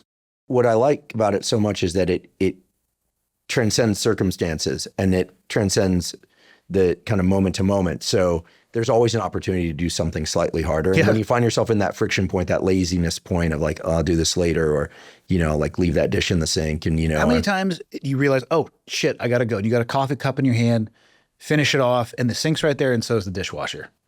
This is a perfect example. The easy one, put it in the sink, which you have to deal with later. Crack the dishwasher open, put the thing in there, close it up, and be on your way. That is an example, to me, of a small victory. That's making the slightly harder choice. Is that in and of itself going to change your life? No. But what if you make that choice 100 times in your day? You're telling me it's going to look the same as it did yesterday? No way in hell. No way in hell. Pair that out over a week, over a month, over a year. Your life's not going to look the same. Yeah, I think the social pressure to not do that stuff is the new counteracting pressure, and the draw to the phone and all these things. But look, it's just all more opportunities to grow your anterior mid-cingulate cortex size. Without somebody sticking, I'm assuming, a thing in your head. That doesn't sound fun. Yeah. The funny thing about neurosurgeons is they'll tell you, well, listen, after we make the little hole in your skull, they literally say this. One of my best friends from childhood is the chair of neurosurgery at UCSF, and he'll tell you, look, we make the hole, like we do the thing, but then we put a titanium plate in there afterwards. And that's actually better than a skull because it can protect your brain even better. Maybe on that one little tiny area. People actually, if you look this up, there are people who have, these big pieces of titanium plate. Anyway, fortunately, the wingsuiting thing, you close shop with that early enough that you don't need those things. Which brings me to kind of the final question, although there might be one more. What are you super excited about these days? So of all the things I do now, and for people who are unfamiliar with me, I own a coffee shop. Black Rifle. I own a Black Rifle coffee shop in Kalispell, Montana. I'm very good friends with the founder. He allowed me to open up the first one in Montana. Host a podcast. I travel the world with my wife. She's coaching. I do not coach jiu-jitsu. I participate in jiu-jitsu. Please don't ask me for jiu-jitsu advice because I'm going to tell you I'm not a coach. Go talk to someone who does this professionally. Do you roll with her? Yes. If you can beat your spouse, don't. That's going to save people a lot of pain and suffering right there. It's not worth it. I have beat my wife one time. And for clarity, before somebody clips this, I am talking in the context of a jiu-jitsu. As that was coming out, I'm like, oh no. In a jiu-jitsu, consensual jiu-jitsu exchange, I have submitted my wife one time. In the visual of our eye contact, I should have realized before finishing the submission what the potential long-term consequences would be. I did not. And let me be the test subject for anybody else out there who trains with their significant other. Just drill. Just drill. Let them assume a dominant position. And if they beat you, great. Take my advice for that. So jiu-jitsu, coffee, podcast. I guess I can say I'm an author now. I have no plans for a second book. I had no plans for a first book, but here we are. All of those things, if you had given me an unlimited amount of time for a month when I was getting out of the SEAL teams and had said, here's a bunch of legal paperwork, like legal notebooks and a pen, as many as you want, write down anything that you think you could possibly be doing when you get out. Not a single thing that I am doing right now would have been on that list. I couldn't even have fathomed it. I worked for a strength and conditioning company for a while.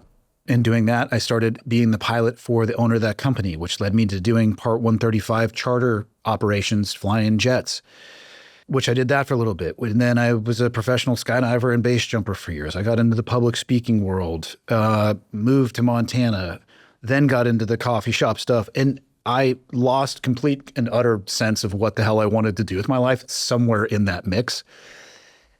And what I'm actually the most excited about now is that I have absolutely no idea what I want to do next. And I am old enough to realize that I don't have to like white knuckle it, that it's going to present itself, because that has been the case in my life up to this point. So Money's a great thing. I only want to make enough money so I can say no to things. That's my favorite, most powerful word. Yes, the addition and subtraction, as the older I get, subtraction is way more powerful. Are you good at saying no? No.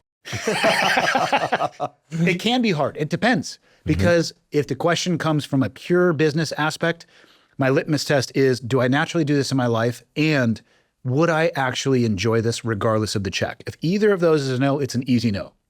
Tougher ones are friends, family. Hey, do you want to do this? That gets a little bit tougher because it's a little bit of a mix of personal and professional.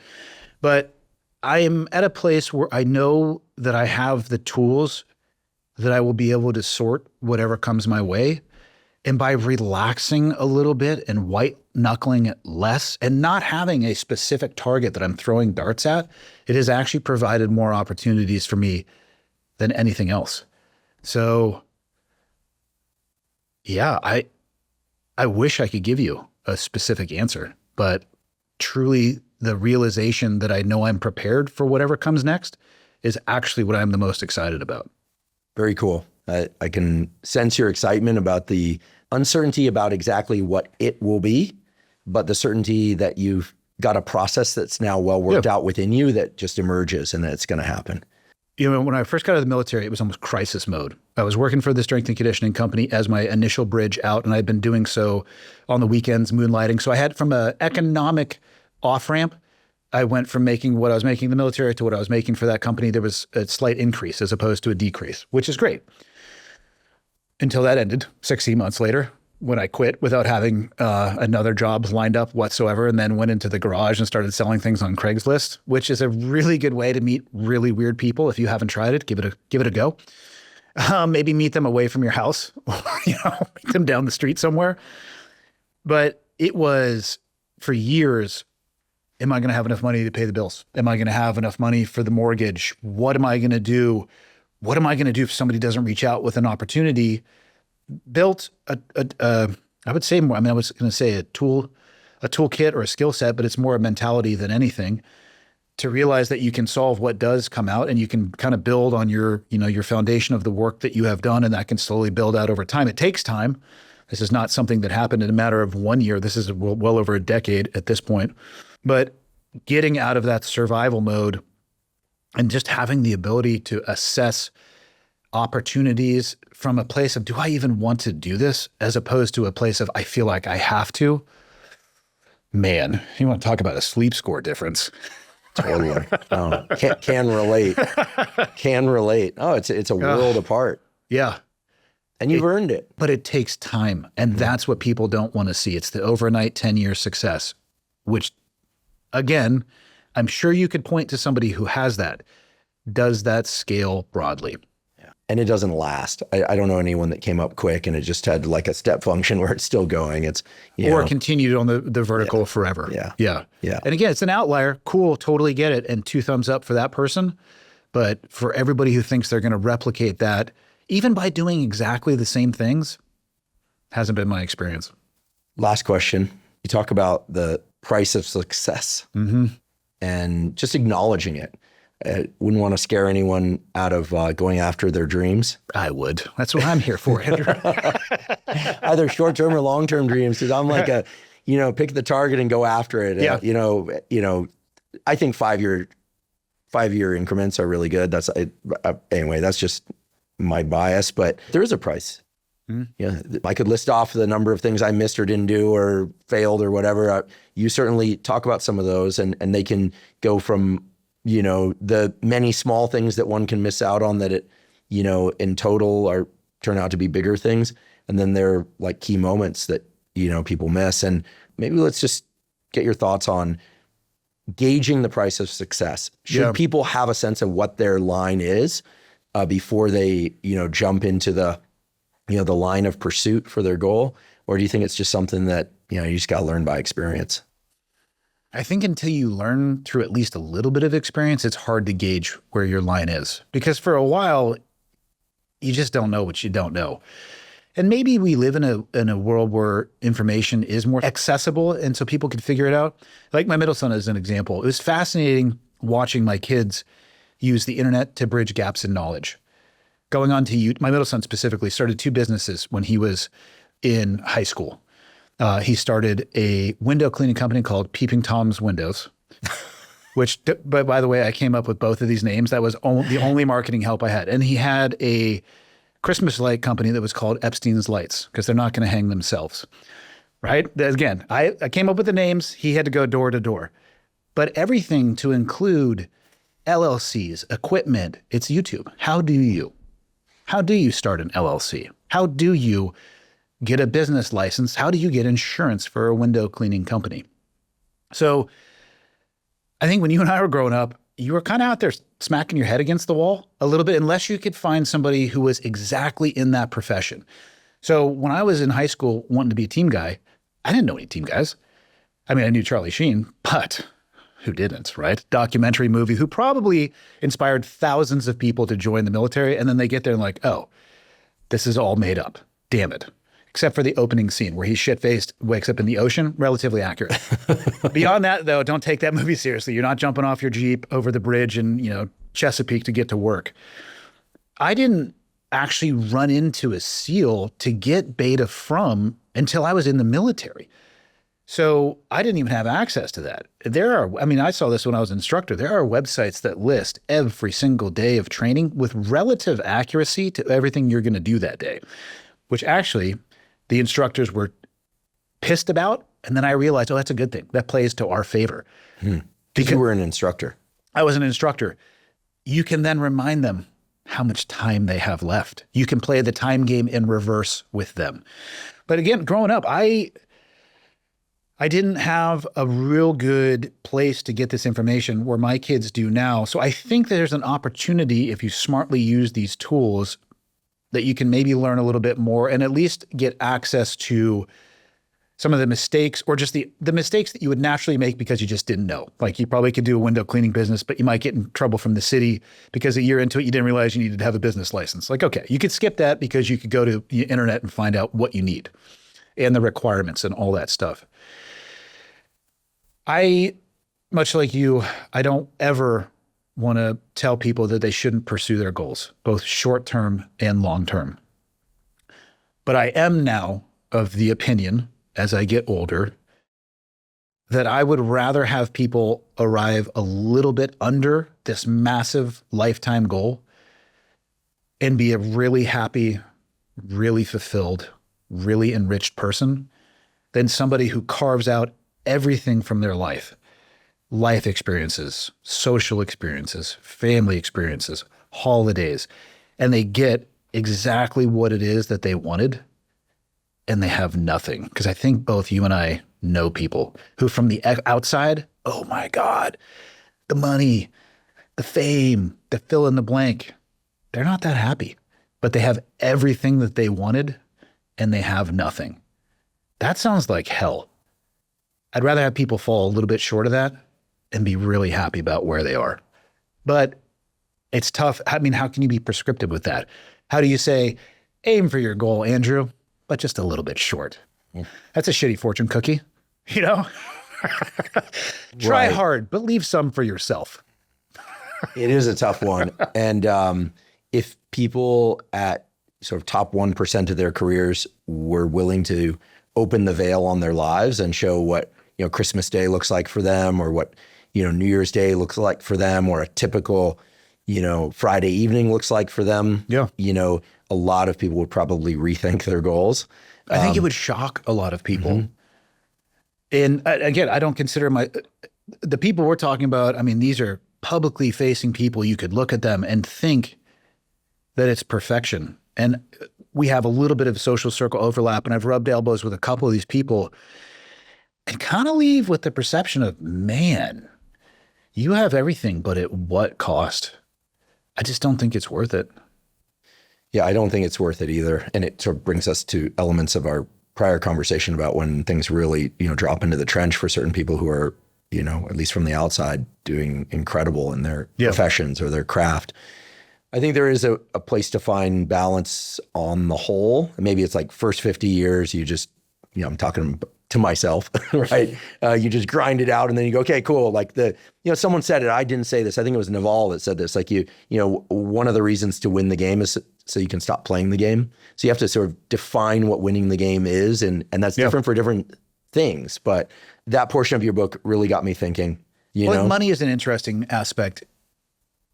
More seems to be the number people are after more than a number. And I don't know what that looks like, because if your number is never enough and you're constantly seeking and you never get to enjoy what you have via an experience as opposed to a thing that you're not going to get to take with you anyway, doesn't more end up netting you less? Yeah, Morgan Housel has a couple of really good books. I actually like the second one more. They're both excellent, but the second one is called The Art of Spending Money, which sounds like, you're the rich guy telling people how to spend their money. Very interesting book, mostly psychological, about how to really assess what things are worth to you, both in terms of what it takes to get the resources and then when to use them. And I mean, I will say, there's a lot of data saying that, past it used to be like $70,000 a year. Now I think it's scaled up with inflation. Past a certain amount of money, people aren't happier. I disagree. I actually think that money cannot buy happiness, but it certainly can buffer certain kinds of stress. I agree. Not all forms. Yeah. Right? I know some very wealthy people that used to fund my lab for studies on optic nerve repair who had kids with diseases that were blinding diseases. I'll tell you, you can have billions of dollars in the bank, and they're putting money to try and heal that pain and solve the problem. Fortunately for their kid and many others, that's the fortunately part, is that they're willing to do that. Yeah. But money can solve certain problems, not others, but it can buffer stress, certain forms of stress. And I think that's just the honest truth. Yeah. It can't buy connection of a real kind, and it can undermine. I was going to say, at a certain level of money, I've seen it undermine the connection because the person becomes wary of, why does this person want to have a connection with me in the first place? And they didn't come that way. They got taken advantage of enough times that they developed that thought process. It's a whole other conversation, but money is a certain form of energy. And when people have a lot of it, it tends to attract people who want to, I don't want to say steal, but they feel like they're entitled to some of that energy. At the end of the day, I think if everyone could define what enough for themselves is, maybe that includes a buffer, like because they grew up with a lot of financial fear or something, they need enough plus a little bit more just in case kind of thing. I know people like that. Past that, I don't think there's anything more to be gained in terms of well-being or life experiences. I do agree with the stress. I mean, if you can get to a place where you could outsource food or menial tasks that will give you more time to do the things that you are enriched by, yes, it 100% can help with that. But the example you said, a billionaire who probably feels helpless. What? Like those two things shouldn't go together in a sentence, but that's the reality. No amount of money is going to make that person not feel helpless, especially when they're touched by that particular situation in their life. May not be the end all be all that people think it is.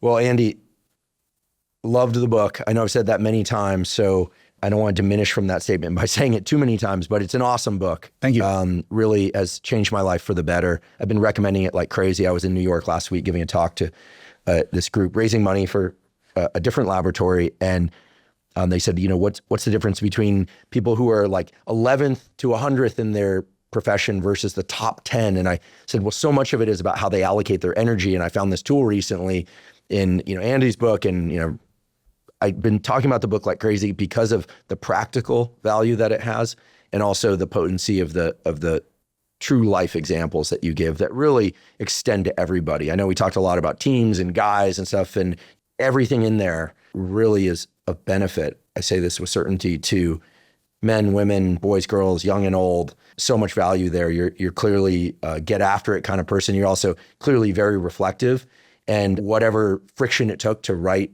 portions or that book and get it out there, I'm just very grateful that you did. It's a real asset. And I'm also very grateful you came here today to share. We finally linked up. And we finally linked up.